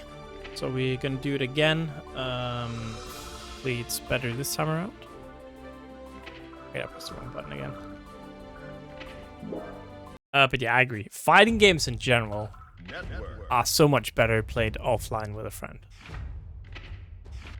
Especially as starting out, that's for sure. Like, because you can really focus on just what your opponent is doing, and then you can slowly build up over time. But I think ultimately you'll hit a wall where you'll be sort of figuring out the answers to just beating your one friend. That if you ever have sort of like the inclination that you just want to improve at the game overall, you do eventually need to like branch out. Oops. Are you ready? I'm good ping against Mr. Percent. Yo, big Ace about to just completely smoke Andros. I mean, these guys are so slow with the connections, right? If I'll go in there and just smash them all, you know, that's gonna be fun. Get it over with. Moving on. We got Deadlock to play. All right. Hopefully it's good this time around. Praying. Yeah, it's always fun. At some point, I think that's actually another point that talks kind of to the 2xKO formula of duos. Is I feel like you're learning quite a bit, especially if you're paired with a stronger player. Like the active like coaching aspect is really good. I feel like I got a lot better playing with Raj, probably better than I would just playing by myself. Maybe I think is a part where like because like in general it would still very much be backseating, but because there'll be sequences where it's for sure just the point character doing his thing, and then you're just kind of watching there. Occasionally you get to press your assist and whatnot. So to really like close the full circle, there's still that backseating aspect where they're just telling them, or like I think vocalizing their process, what they're doing, what they're looking for, or they are talking about what you should be doing, what you should be looking for. So it's up there. Yeah, I can see that for sure. Wait, how do I exit the spectating now? Help. Which button? Chat, which button? Is it I? I? No. Okay. Oh. Now we're just stuck in this screen. Oh no. That's fine. Oh, there we go. It's like oh. Crazy. Are you ready? Yeah, I've like good connection to both. Crazy. It's just a bit of an unlucky one.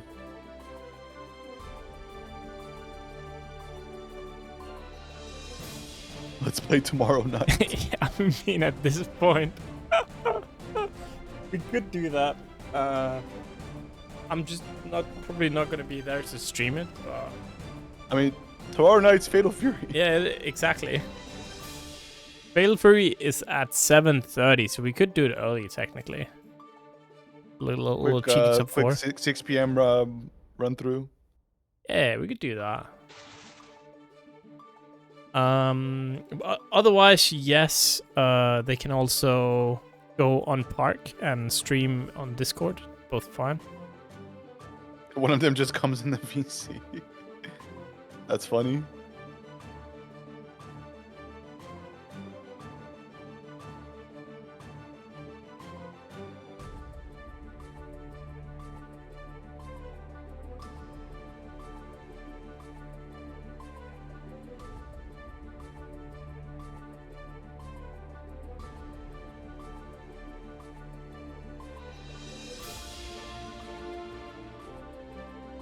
Cause it's I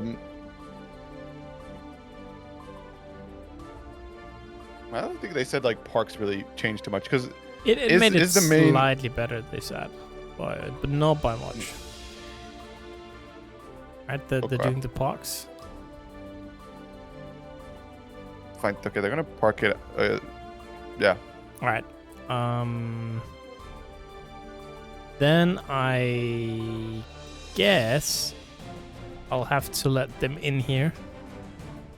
My secret little chamber, no.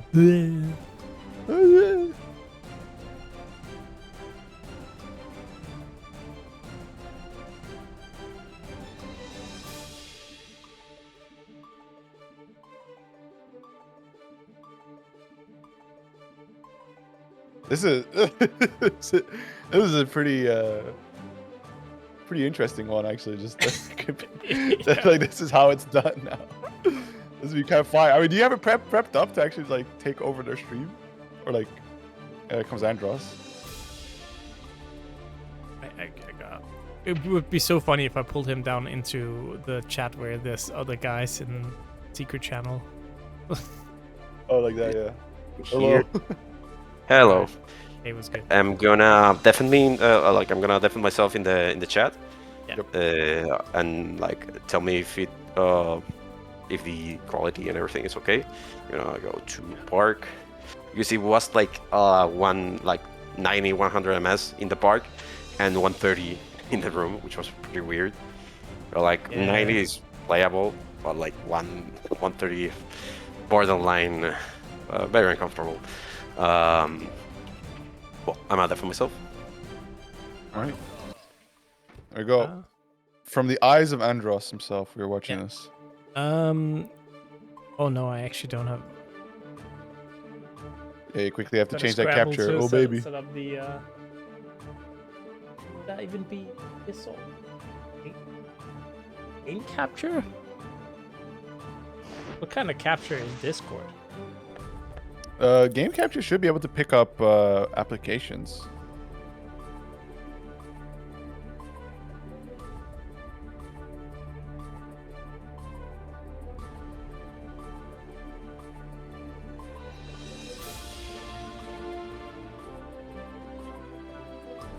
Yes, source. No, media sources you play like a video. Well, I can get it to bug anyways. Where's the button to make it like full? Ah, there we go. Yeah. It looks fine. Looks fine. I'll just make it like really scuffed. Yeah, I mean this is something just we're very used to over in the BlazBlue side of things, because you could just randomly disconnect from the match being played, and that's especially a problem when the stream host disconnects, because then they just can't see the game, and it's like immediately scramble to start up a Discord stream, and then you can just see the poopy quality of Discord encoding. But yeah, they are tapping into it right now. Yeah. Let's see if I'll have to do this. Mankind knew that they cannot change society. So instead of reflecting on themselves, Duel 1.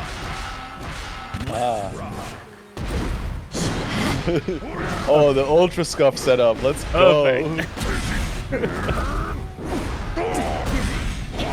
Oh, ice fogging in the back. This is fire. All right. Pretty good. It's kind of loud. Let me just. Perfect. This is how it was meant to be, okay? This is how they streamed before, you know, in a land before time, before we had these fancy schmancy overlays. This is how we streamed. It's a history lesson for you guys. It's basically just a full education course. We got geography, now history too. That's fire. Connection looks good though, so that's nice. Yeah. Air Andros, oh my goodness. Flying on in. Another one. Garuda. Nice, there you go. Got a punish too to go with it as well. OTG, very nice. So we got those.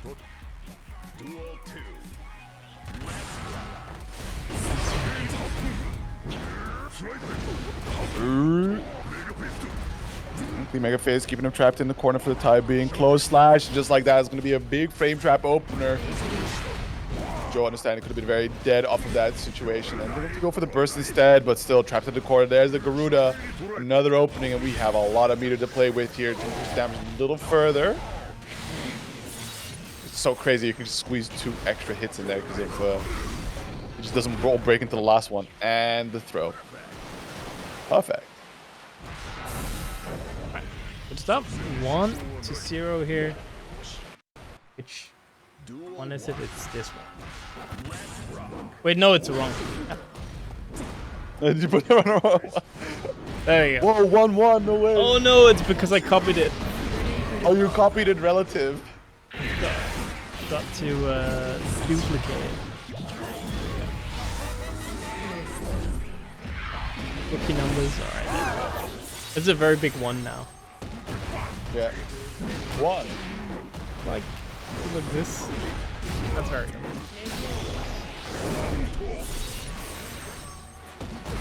This is crazy stuff. I mean, that's how it should. See, again, returning to our roots. As long as you can see the game, you know. Can't complain too much about that. Patience, the stain pop. And just fighting for his opportunity to strike. Fox there. Why dead? On the fall in. Ooh. Hammerfall not able to connect from there. Very surprising, but nevertheless, immediately Flickade able to blow up. Thanks to the EX Beast there. And man, you give Andros like one opportunity and immediately just shows you what's the funny damage on this character. Gonna go in there.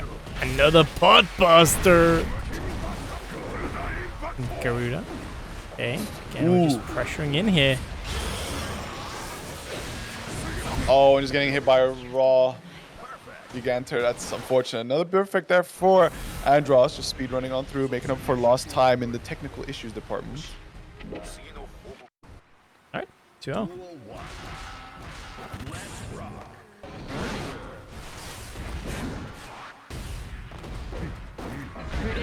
Patience. Oh, there we go.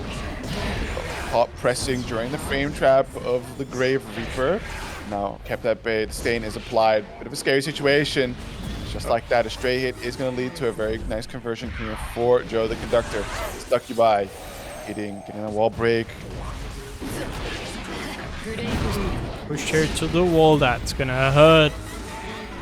We're going to get another overdrive. Hard knockdown. Oof. Ooh. Might be a little too flashy there. Again, the stain pop for the conversion. We've seen this situation come out from Joe several times already now here. Taking that first round, but somehow Andros makes that comeback, and already we're starting to see a little bit of that action here as the Kara Buster to kick things off. Andrew just doesn't care, man. He's gonna go in, you know. See it. Absolute sweaty confirm. We love to see it. Just straight into the super, no burst opportunity, and something like 6HS, I think the scaling is such that you are very, very dead. Another perfect as well. Andros now on set point. Yeah, trying to make it faster, saying, alright, you know, we lost some time, as she said, and be quick about it now. I think, like, I'm just so used to seeing Testament do those triple overheads, but now to be getting scooped up like that. Bro, just put down the controller. It's over. Oh, well, hold on. No count draw just yet. Has him trapped in the corner, and we've seen that Andros does struggle at times, but Slidehead getting that knocked out. Big close slash. Keeping it simple. Just play around that burst for a little longer, because at some point it's either going to be very difficult to use mid-combo, or it's going to be used in general. That's amazing. No, we're not getting through the succubus at all, though. Burst here got a lot of tension on both sides, actually, so a little bit of a scary situation. Oh, the Gigantor. That's it. Yeah, that's it. No burst for you. That's crazy. Insta confirm Gigantor, and then the HPB right afterwards. Beautiful stuff there by Andros. 3-0. Oh my god. And still some extra hits on the Gigantor too, just for good measure. All right. Yeah, I hope that is it for the sketchy connections. Maybe not. But yeah, that seemed like, interestingly enough, that it was quite okay in parks. Interesting. I guess we are gonna go back to rooms just to try it out. And if not, I guess we're just gonna be in the park the entire day. Gonna be an interesting rotate. Well, you need to like pull one more, or like you'd have to pull PataChu in now if we're gonna keep parking it up. Yeah. Everything fine with the stream? It was good. It was good. Yeah, it was good. Thank you very much. Thank you. I'll go back to my own chat, and then if I need to come back to stream a park match again, I'll drag me into this chat again. Yes, perfect. Yes. Yep. Thank you. Thank you. All right. I'm just hopping from Discord stream. I'm just hopping between Discord streams. It's fire. That's, you know, you gotta do it like that sometimes. You gotta do what you gotta do. So it's gonna be a Resil up against PataChu. A Resil. Resil. That's kind of how you say it in Danish. Resil. Resil. Big language. I can't believe. I don't know if you know. I wrote it in the man. So the close your ears if you're not 18 plus. I'm gonna say a bad word. So there are 2 Strive players, right? Right. It's funny every time because I'm 12 in my mind. Right. Yeah, of course. And these poor unassuming Strive players, they have tags that are kind of like slurs in Danish. It's not really slurs. But there's one guy who's literally called cock, and there's another guy that's called like cunt, and it's so funny to me. And this guy like is just like a guy that's just like straight up called cock. It's like playing. Makes me laugh every time. Because I think it's the same thing as like the 12-year-old mind hard at work whenever Kyle and Ram are present at an offline, because they were cheering on Hey Halo playing Rivals of the Aether 2, and they were just shouting gooning. Oh, PataChu DQ'd. I see. He gave up on the. Oh well. Saw that we were pressed for time and decided to. Well, that's JoTheConductor then. What is this bracket? Just like one of. This is so cursed, man. Happens. It does. Well, I think what the interesting thing is, it's like not necessarily one of the later ones we've had. Like, no. We're still I mean, we're definitely on time now, but like some of these salties could have gone up until like 11:30 at times, just because of like people making it always a game 5 situation. Yep. But hey, if dinner calls, then dinner calls. What can you do? That is happy sometimes. Yeah. The lovely wife making the food, I assume. I've been eating my dinner while commentating, so you know I can relate. I've done eaten my dinner. 6 p.m. dinner time is undefeated, I fear. Look at this guy. But that's eat the on mark of a time. true professional, yeah. Exactly, because then like you eat on time, and then if you're still feeling a little hungry late in the night, you just top up little snack wrap, bowl of chips or whatever. You go to bed. The important thing is like if you go to bed feeling just like slightly hungry, it's ever so slightly, and then you just at the like a healthy threshold of how much food you consume. A tiny bit peckish. Yeah, it's like that. Like if you could go for just like one more nibble, it's like no, I must be strong. I must not consume product. So I'm seeing Resil is in fact hovering the Dizzy here, so yeah. Let's see if that makes it all the way into the game. Which you know, Dizzy getting some nice buffs. It's always funny hearing Deck talk about Dizzy, where he's just like, I can smile again. She's playable. Life is good. There is hope in the world. It's not all darkness and bleak. Yeah, but you never know. It could all change. It could all change. One patch.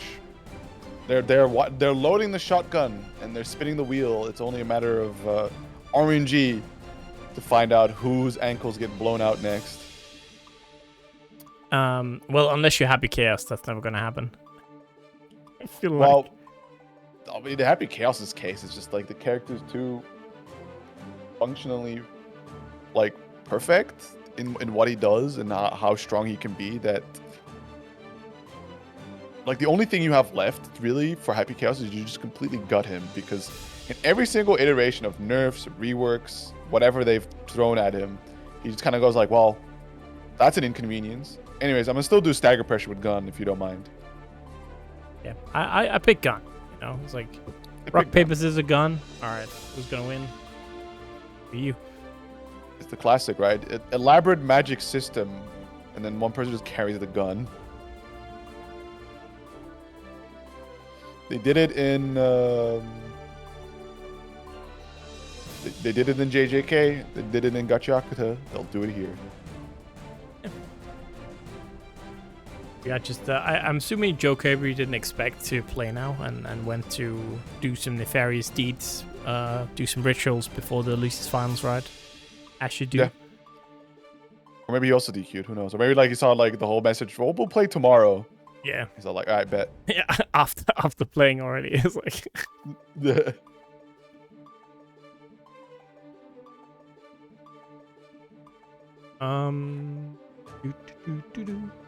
Really a indeed a bracket of all time. Yeah, I mean it's not really that late in here, you know. So at least that's what I was saying. It's surprising me that this one is the one that people kind of felt like, ooh, I don't like where this is going. I'm just gonna be DQing actually. Yeah, I mean if the connections are iffy, I can kind of get that, right? Yeah, just running that roulette afterwards, because yeah. Because I guess it's like one thing that you have to sit there and wait for your turn to play, and then there's the other thing of like, oh, we have to deal with copious amounts of technical issues where we're doing backflips at this point just to get the game footage. Yeah. Well, I mean, backflips are kind of cool though, right? So that's true. That's true. So it's, if you are doing backflips, that's kind of like nice. You heard it here first. Ace cosigns Chip Zenith.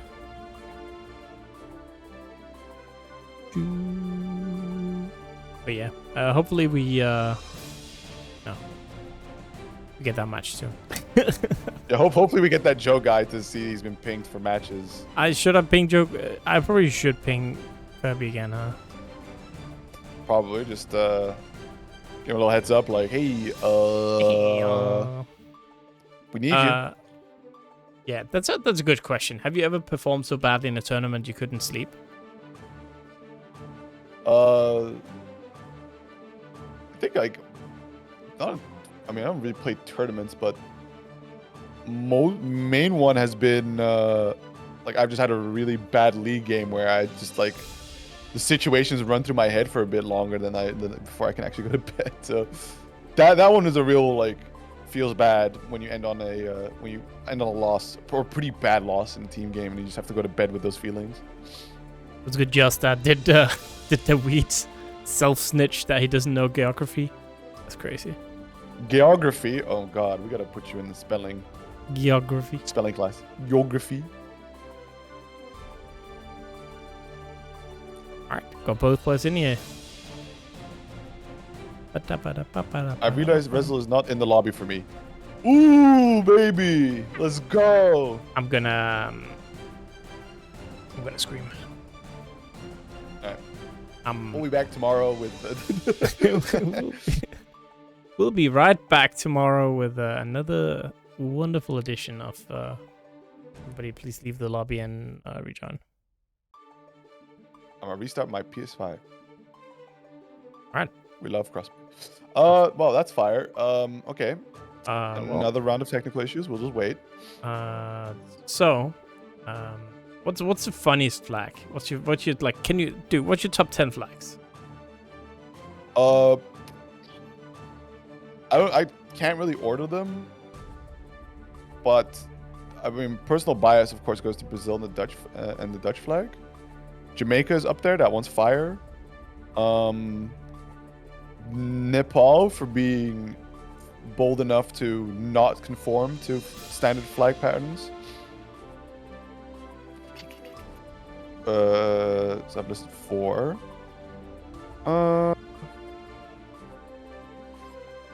Ooh. I kind of like the Estonian one as well. Like I have anyone that like doesn't really do the red, white, and blue. That's like getting a good mark in my book because it's kind of overdone. The Ugandan one because it just has a rooster. That's fire.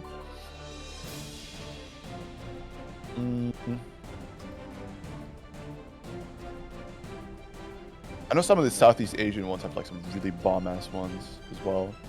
You like very colorful flags. I like colorful ones, but I like some that like are pretty bold in their design. Like unfortunately, I think the Saudi Arabian flag is pretty up there because it's just like the sword in the green and the white text underneath. Yeah, I can see that. For sure. Still can't see Resil. Troubling. Uh-oh. Well, I get Resil is the one who has to rejoin, I think. Yeah, I mean, if it doesn't work then... If it doesn't work then, I'm gonna... You know, you ever had performed so badly in tournament you can't sleep? You ever had a tournament host go so bad that you couldn't sleep? I feel like that's where we're heading. You're gonna toss and turn. SaltyEU first TF2 tournament when? Who's the TF2 player here for this? Titanfall 2, right? Dude, no way you just said Titanfall 2. Take that back. Well, I know it's Team Fortress 2, but that's good. It is Team Fortress 2, yeah. He's a Team Fortress 2 player. But I mean, like Titanfall is so bomb, bro. That's cool. Unbelievable. Go complain to Lackey about it. Now we're playing Deadlock next. That's the next. For the gin! For the gin!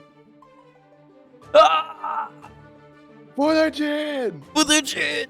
Dude, I fucking love that video. It's so funny. It just also, it's super like garbled. It just looks terrible. Oh man, it just makes me laugh so much. I over 60 gigabytes for it. All chemical flask. I'll take you all on. That game's kind of fun. Yeah, if you haven't played Deadlock, ask a friend, get a code, play that game. It's you need to play it. It is very fun.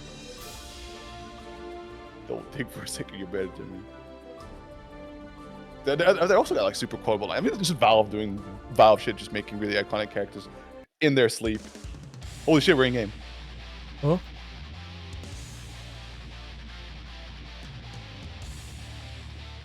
It's real. This game is playable. That is crazy. I can't believe we have a game. Like, I mean, at this point, what do we even say? Nothing. We just appreciate it. So after all that, this is the losers final. So we are kind of speeding things along here. I would say speeding things along, but first we gotta go through Resil's little fascination of playing Dizzy and seeing if we can make it work. Yep, valid.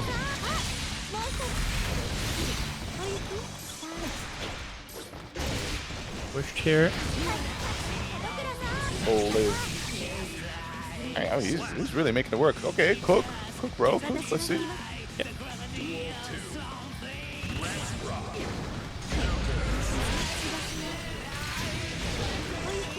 I mean, just in the past, we had. See, I'm completely committed to the podcast bit now. I'm sorry. In the past, we had something that was called SaltyEU, which was we never played the finals of one of the seasons, which is funny. But it was like crowd, like you had to vote in games. And we had like a big voting, and then it was just like random genres, and half of them had to be fighting games. And we just played like Rocket League and Warcraft 3 custom maps and everything, and it was like then everything, you know, you got points for winning, and then you qualified to the finals, which was like something funny as well. Played like Tekken 3. It was very fun. And we had like one of them was poker, so we just had like a poker evening. Holy shit. It was. Was this like all online or was? Yeah, it was all online. Yeah. Oh wow. It was like OG Zoldy. Back when they were running gambling. Shout out to Salty. Yeah. I won, by the way, the poker tournament. Of course you would. I know you practice. You get daily practice of rinsing your students of money.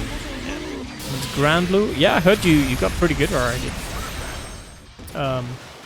Well, I don't think any of us own the game even, so maybe not gonna be happening anytime soon.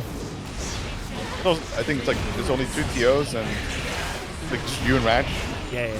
I don't have time to host any more tournaments, and if I think if any of us did, it would probably be 2XKO. Isn't 2XKO's whole like time slot just like completely full? Exactly, which is why it's not gonna happen. Yeah. Like you had to be there, and basically the gold rush is like, I need to claim a time right now, and you know, kudos to the people that managed to pull off. Reset and reset is too big to fail, so they just go like, yeah, Wednesday, whatever. But Benji getting Sunday, that's crazy work.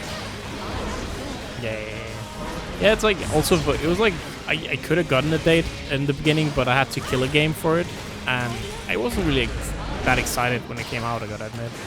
I now played it a bunch, and it's like, wait a second, this game's actually fun. I take it back, you know. I was like, nah, this game looks like it stinks, man. Is what I thought when I saw it, and then I was like, wait a second, it's actually good. Regret. Yeah, but it's not like I don't want to kill any of our current games for it that I'm hosting. So, you know. Rest in peace, Under Night. I mean, that was just killed because Righteous basically. Yep.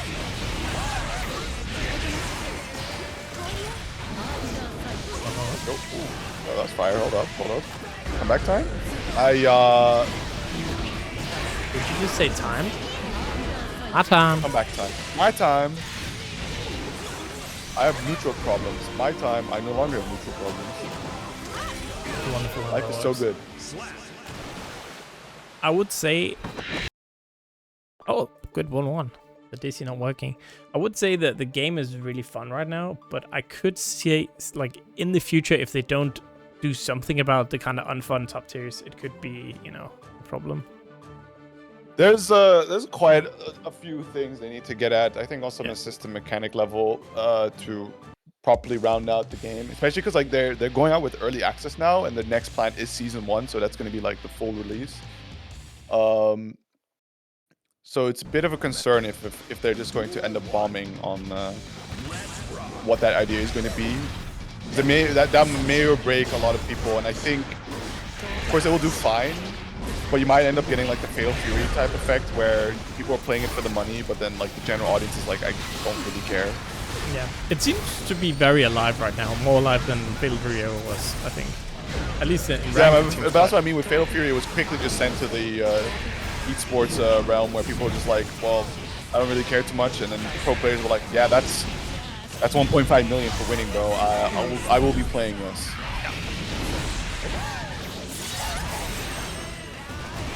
downstairs to hard knock down. A lot of tension on the side of Resil, but not really any way out of this one. Yes. Miracle here. Resil got locked in a little bit. Arbor Designs harassing up full screen. Gonna go for the install here. Gonna get some big old errors flying along, and just like that, can force his entry. Push Joe into the corner. We're gonna do it again so we can keep up the brute force pattern. Oh, what are we doing? Oh no, Joe. Just gonna be smacked down and yeah. Schmicks. Duel 2. Let's rock.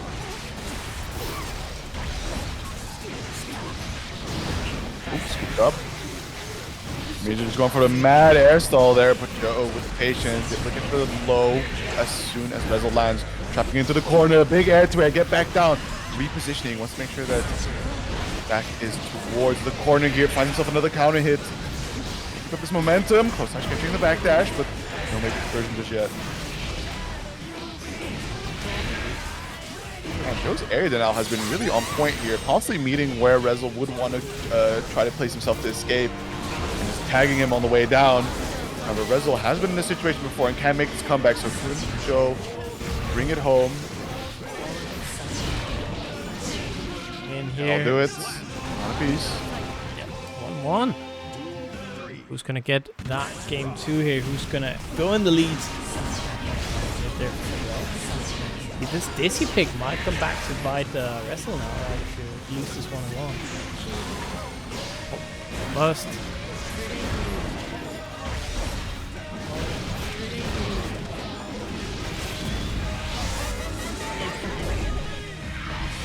Good damage. Joe really on a tear right now. Especially like, you know, Resil's Dizzy's one thing, but to really put the work against the bedman, that's the important one.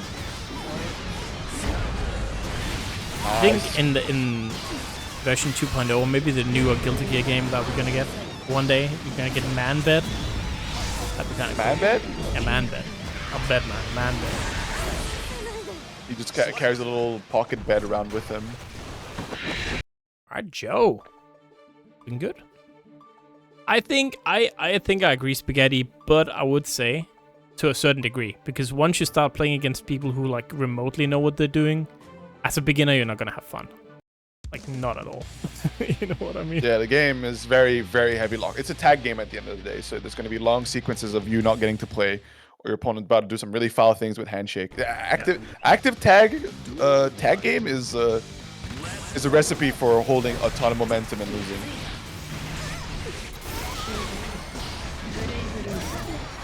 I wish they would do something about up back merchants, because being able to land cancel your block stun is insane. There's some really good things. Again, I think we're still at a very good point for like such a early game, right?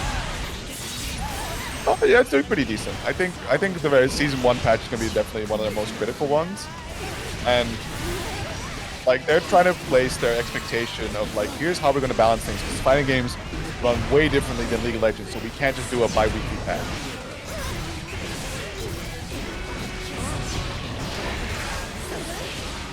That does game pop. Very nice. Joe here with a chance to put himself into the grand finals. Yep. Solid. Us. That means we might have to go back to the park trenches. Oh. What are we doing? Just maintain the distance, let the projectiles do the work. We're getting a slight health lead here against Resil. First on the table, and now we just see the slow zoning gameplay, but eaten up by the Arbor Design, the OTG. Wait. Oh, yeah, I just said, yeah, meaty, hold this for a bit. And actually gets to hit it, no less.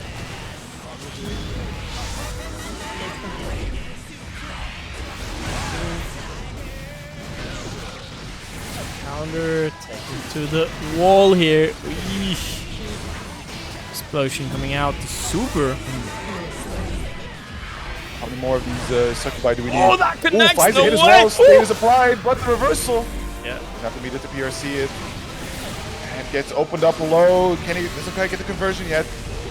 Does block, but has the arrow to make it safe. Guard crush. A wild assault for the Hail Mary. Alright, that's fine.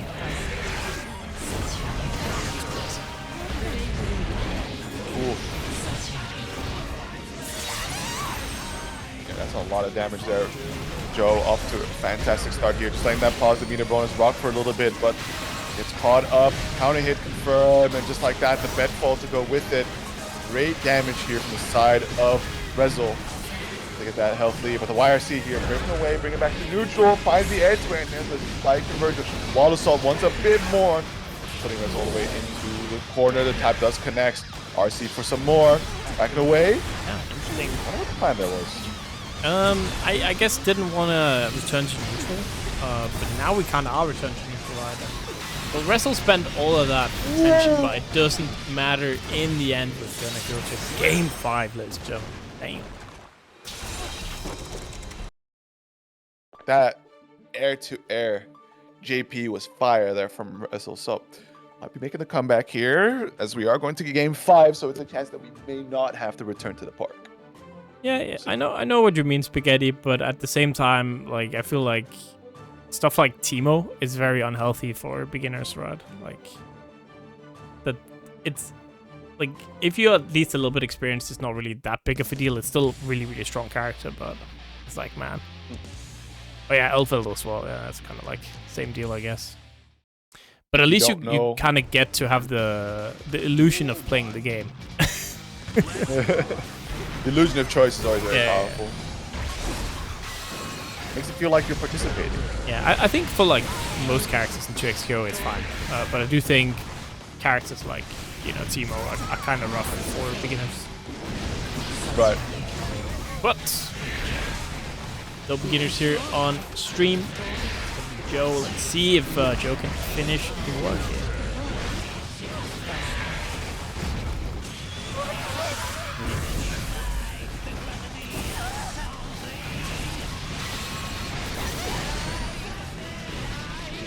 Wall break, no hard knockdown though. Turn to neutral, they counted both players pressing buttons for their life, but it is Resil now. And set point. Move into that grand final. Wants it. Tastes it. There's a chance to face off against his former SaltyEU teammate.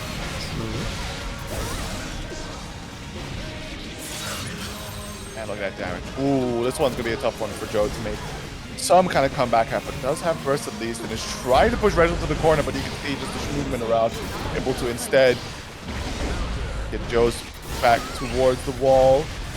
Deploying the errors here, but the 6P on the run up, able to find a counter hit. And these are some massive openings that Joe's able to acquire. Slowly but surely, closing that life deficit now and maybe even tying it up. Was the succubus just to control the screen a little bit more, but the PRC makes it safe. Tap dust, stain pop. Gonna get a combo off of it as well. And another tap dust with the stain pop as well. JoTheConductor bringing it back. Final game, final round between these two. And double Luigi here. Who's gonna go on into our grand finals? It is gonna be Joe with that first hit here. Teleporting around, no biggie, being a general nuisance, but getting a lot of hits from the projectiles. As is Resil. They're kind of running out of screen space here, but interesting stain pop. Gonna go for the high rise burst instead.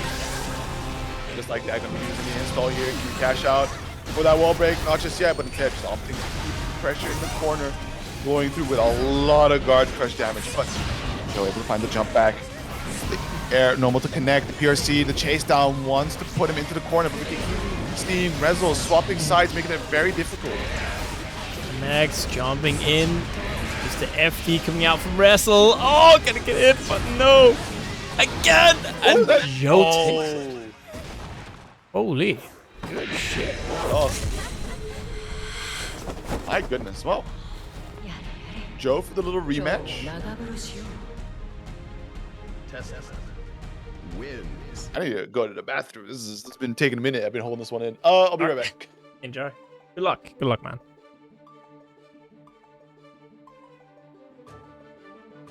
All right.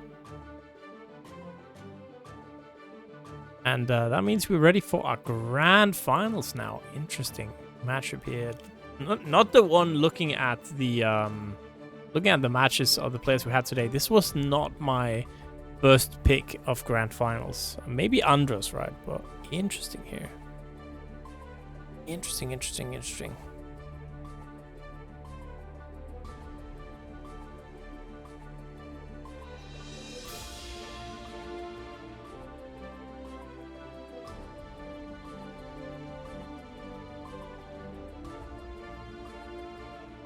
Yeah, against Spaghetti, I know what you mean, but also I feel like New 13 and Marvel Morgan, at least they, you actually require a little bit to zone with them.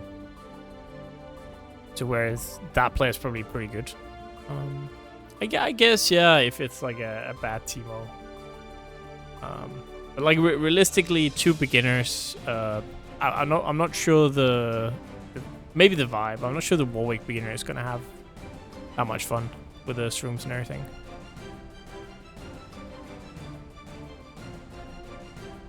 Well, maybe. Good enough, maybe. Like, I think the game is very fun to play for beginners. And the fact that you can play duos is very good. Do you think that's such a good addition?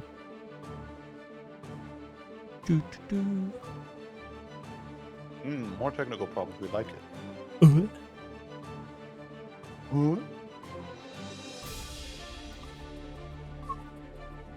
It's a classic Strive thing. That's like one of the things where I've been like, people having at PC tournaments, they don't know about the Strive controller issues, man.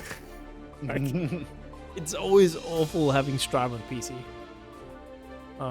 Because it's like you have to restart the game so many times, I feel like. At least when we've done it on PC, it's always been bad. I think I should ask one of the people that attends, but they're pretty good. Like, we're running minimal hardware, so that always puts it a bit iffy, right? Yeah. Like, we'll Strive run well, and that's usually the focus that I play. It's just like, hey, is this game playing all right? Are you not experiencing random, like, crap outs and stuff? And then usually the feedback I get is like, it's like, it's fine. It's like such a minor thing, but it's still a thing where at least we run so much stuff in one day that we have to, like, the schedule has to be kind of tight to make everything. So it's like, if you have those little, like, mishaps, stuff like that with the controllers, players being confused, blah, blah, blah, it takes time. It's like... Yeah, I mean, it's always, like, one of those things where I'm usually quite apprehensive to when a emulated game gets suggested to be organized. Oh, yeah. Because they're always a controller nightmare. Hardly anybody really plays the emulated games, and then you have to have somebody that knows how it works and have to sit there and be like, okay, what's your controller? How do I get it to work? Yada, yada, yada. It's a headache, so we've got to be very well prepared for those. Anyways, rematch time. Yeah, we've got to be well prepared for the rematch here, because it was, of course, Andros who knocked Joe down to loses. But trying to get that revenge here. And it'll be quite the road for revenge as well, because being on the loser side of this set means that Joe is going to have to win a cumulative of 6 games compared to Andros' only 1 instance of 3 that he needs for the tournament win. And that is, that's just rough. That's literally for any player in the world, that is rough.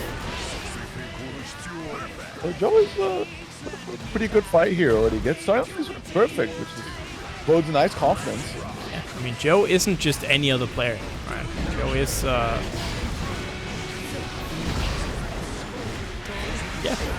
Alright. Yeah. I actually just lost my train of thought real quickly. Joe, very, very strong, of course, we saw today. Someone who has been improving rapidly as well, getting better and better results. It's kind of interesting, right? Seeing someone new has go. Joe been around to Strive for a while? been a bit around for a long time. Usually gets confused with another player. This Joko. Yeah. Countered. Oh no, that's gonna yikes. Yeah, that's the kind of gamba that Potemkin needs. Is like, all I need is one good touch, and you're gone. Like, oh my god. 100-meter Potemkin? Yeah, good luck. That's not gonna be fun for anyone. Apart from, I guess no, it could be fun for a strategy player. Good for you. I invite every player to get a match against Hakumen at some point. Dude, Hakumen's sick though. He's really cool. I am a Hakumen. The end has come. I wish I had the dedication to play Blaze Blue. That seems like I might be too Blaze Blue pill, but it's really not that difficult of a game.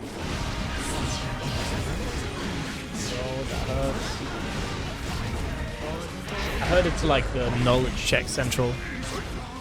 There'll definitely be some gimmicks that are thrown your way, but like it's usually the gimmick stuff gets answered really quickly. Where it's just like, oh yeah, just press here. What they're doing is fake as hell. They're just doing this because like you don't know, and you're just down backing. Yeah. And the corner steal 50-50 JD. Don't worry about it.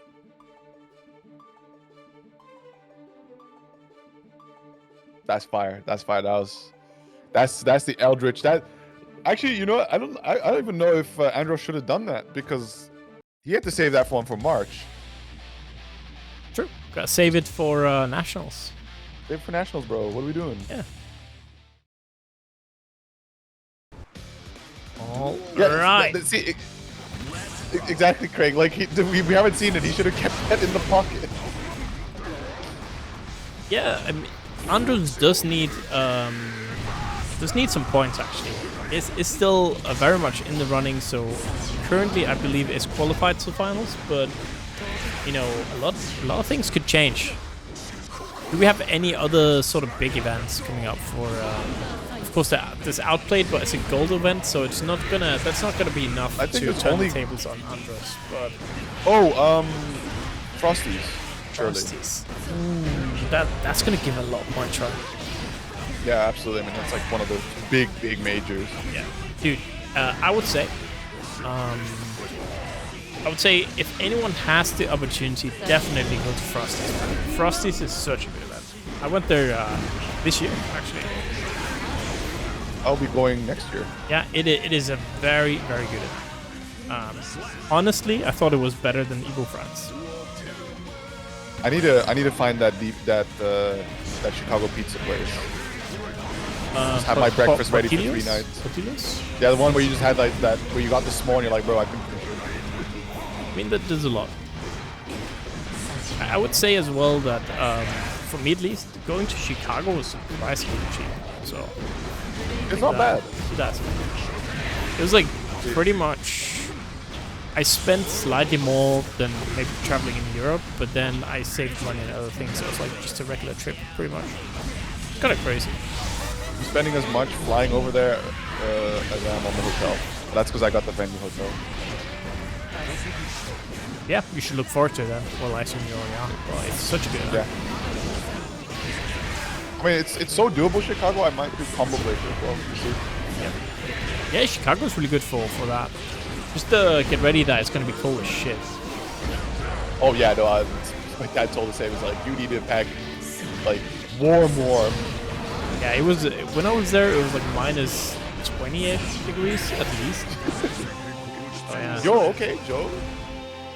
Joe kind of curving right now. Yeah, kind of curving.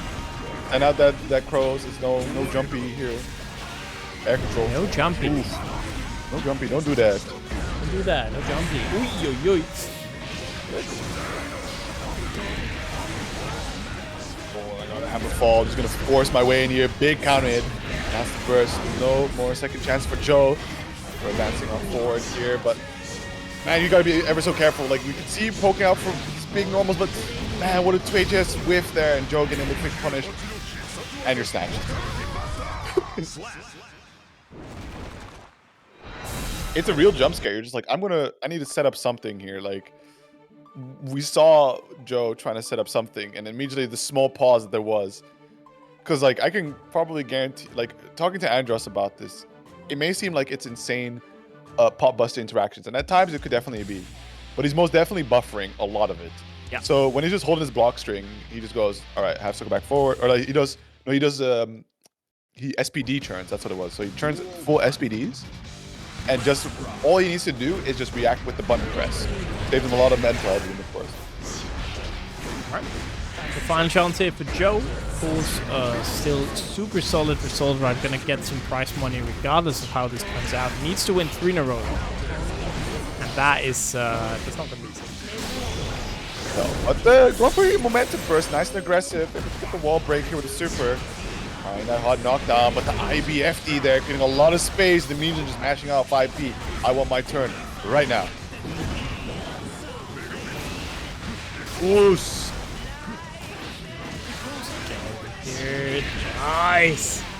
Got some tension. Oh, the burst spent. Alright. Who's gonna win, Succubus or Plasma Wall? Neither, it seems. They just kind of went through and ignored each other. That's kind of cool.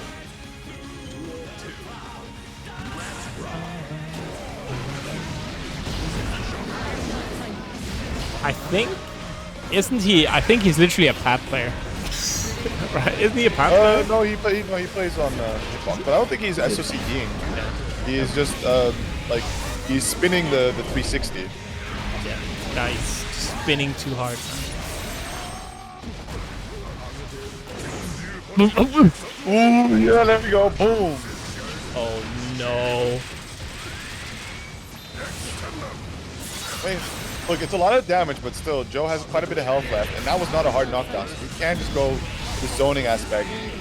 Playing the Succubus, you're forced to hold this for the time being. Try to Air Force Andros go over it, but you can't burst those Succubi hits.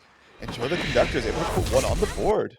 Yeah, good stuff here. Still alive. Interesting.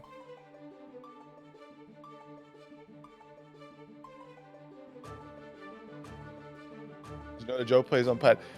It's a crazy thing to consider that, like, yeah, pad players can do a bit of both. Because I saw this happen in BlazBlue as well. There's a My player called Black Lotus. It's a crazy name. But a lot of times he will do everything with the analog stick. And then when he needs to really lock in on inputs, so that's like combo execution stuff, you see the D-pad. And he just goes between the two. And I call him a cheater for it. Yeah, good.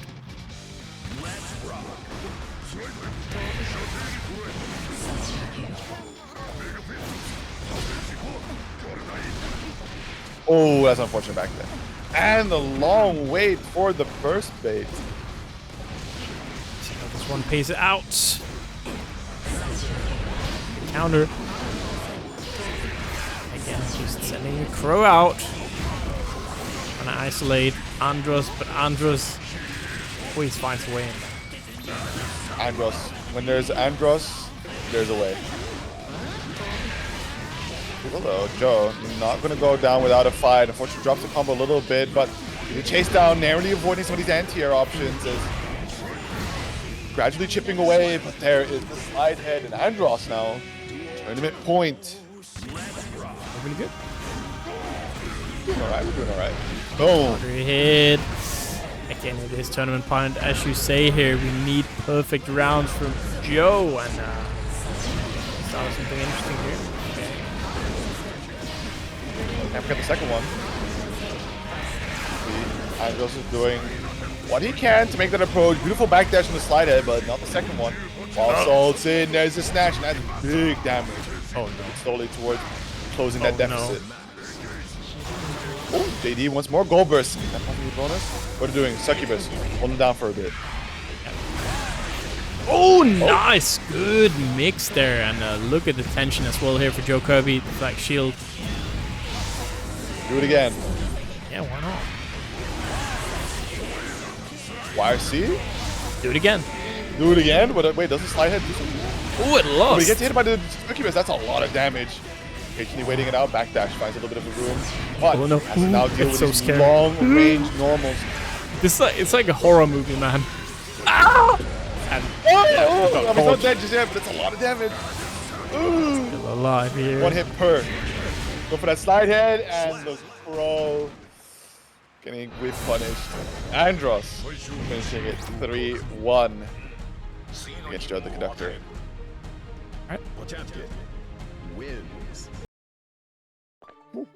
Well, I'm sure Joe still feels great. I guess Joe's going to IGM, right? So must feel great for happens. IGM at least, saying, you know what, I actually did really good on Salty. I played out my mind against these really, really strong players. I think you can definitely be happy about that. Go around that. I think IGM happened already. Nobody is as good as you in this matchup. Hell yeah. I like the confidence, you know? There's something unique. That's fire. in life. Alright. You have anything to add before we kind of just fizzle out? Yeah, I'll keep it brief. Outplayed, you must go. This is no longer a quest. And play Deadlock. For the gin. For the gin! For the gin. Ah.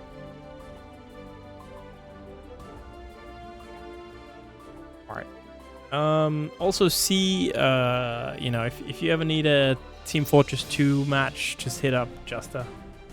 Yeah. Yeah. Do you think Andros is gonna keep playing on stream? Not.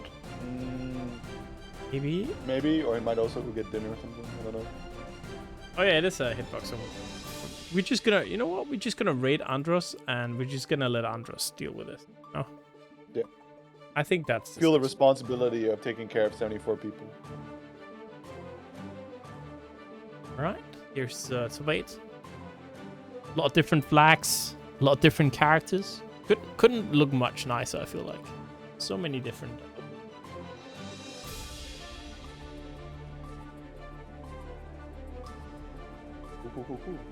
Alright. Yeah, Red Room is British. British? Yeah, Red Room's always been British.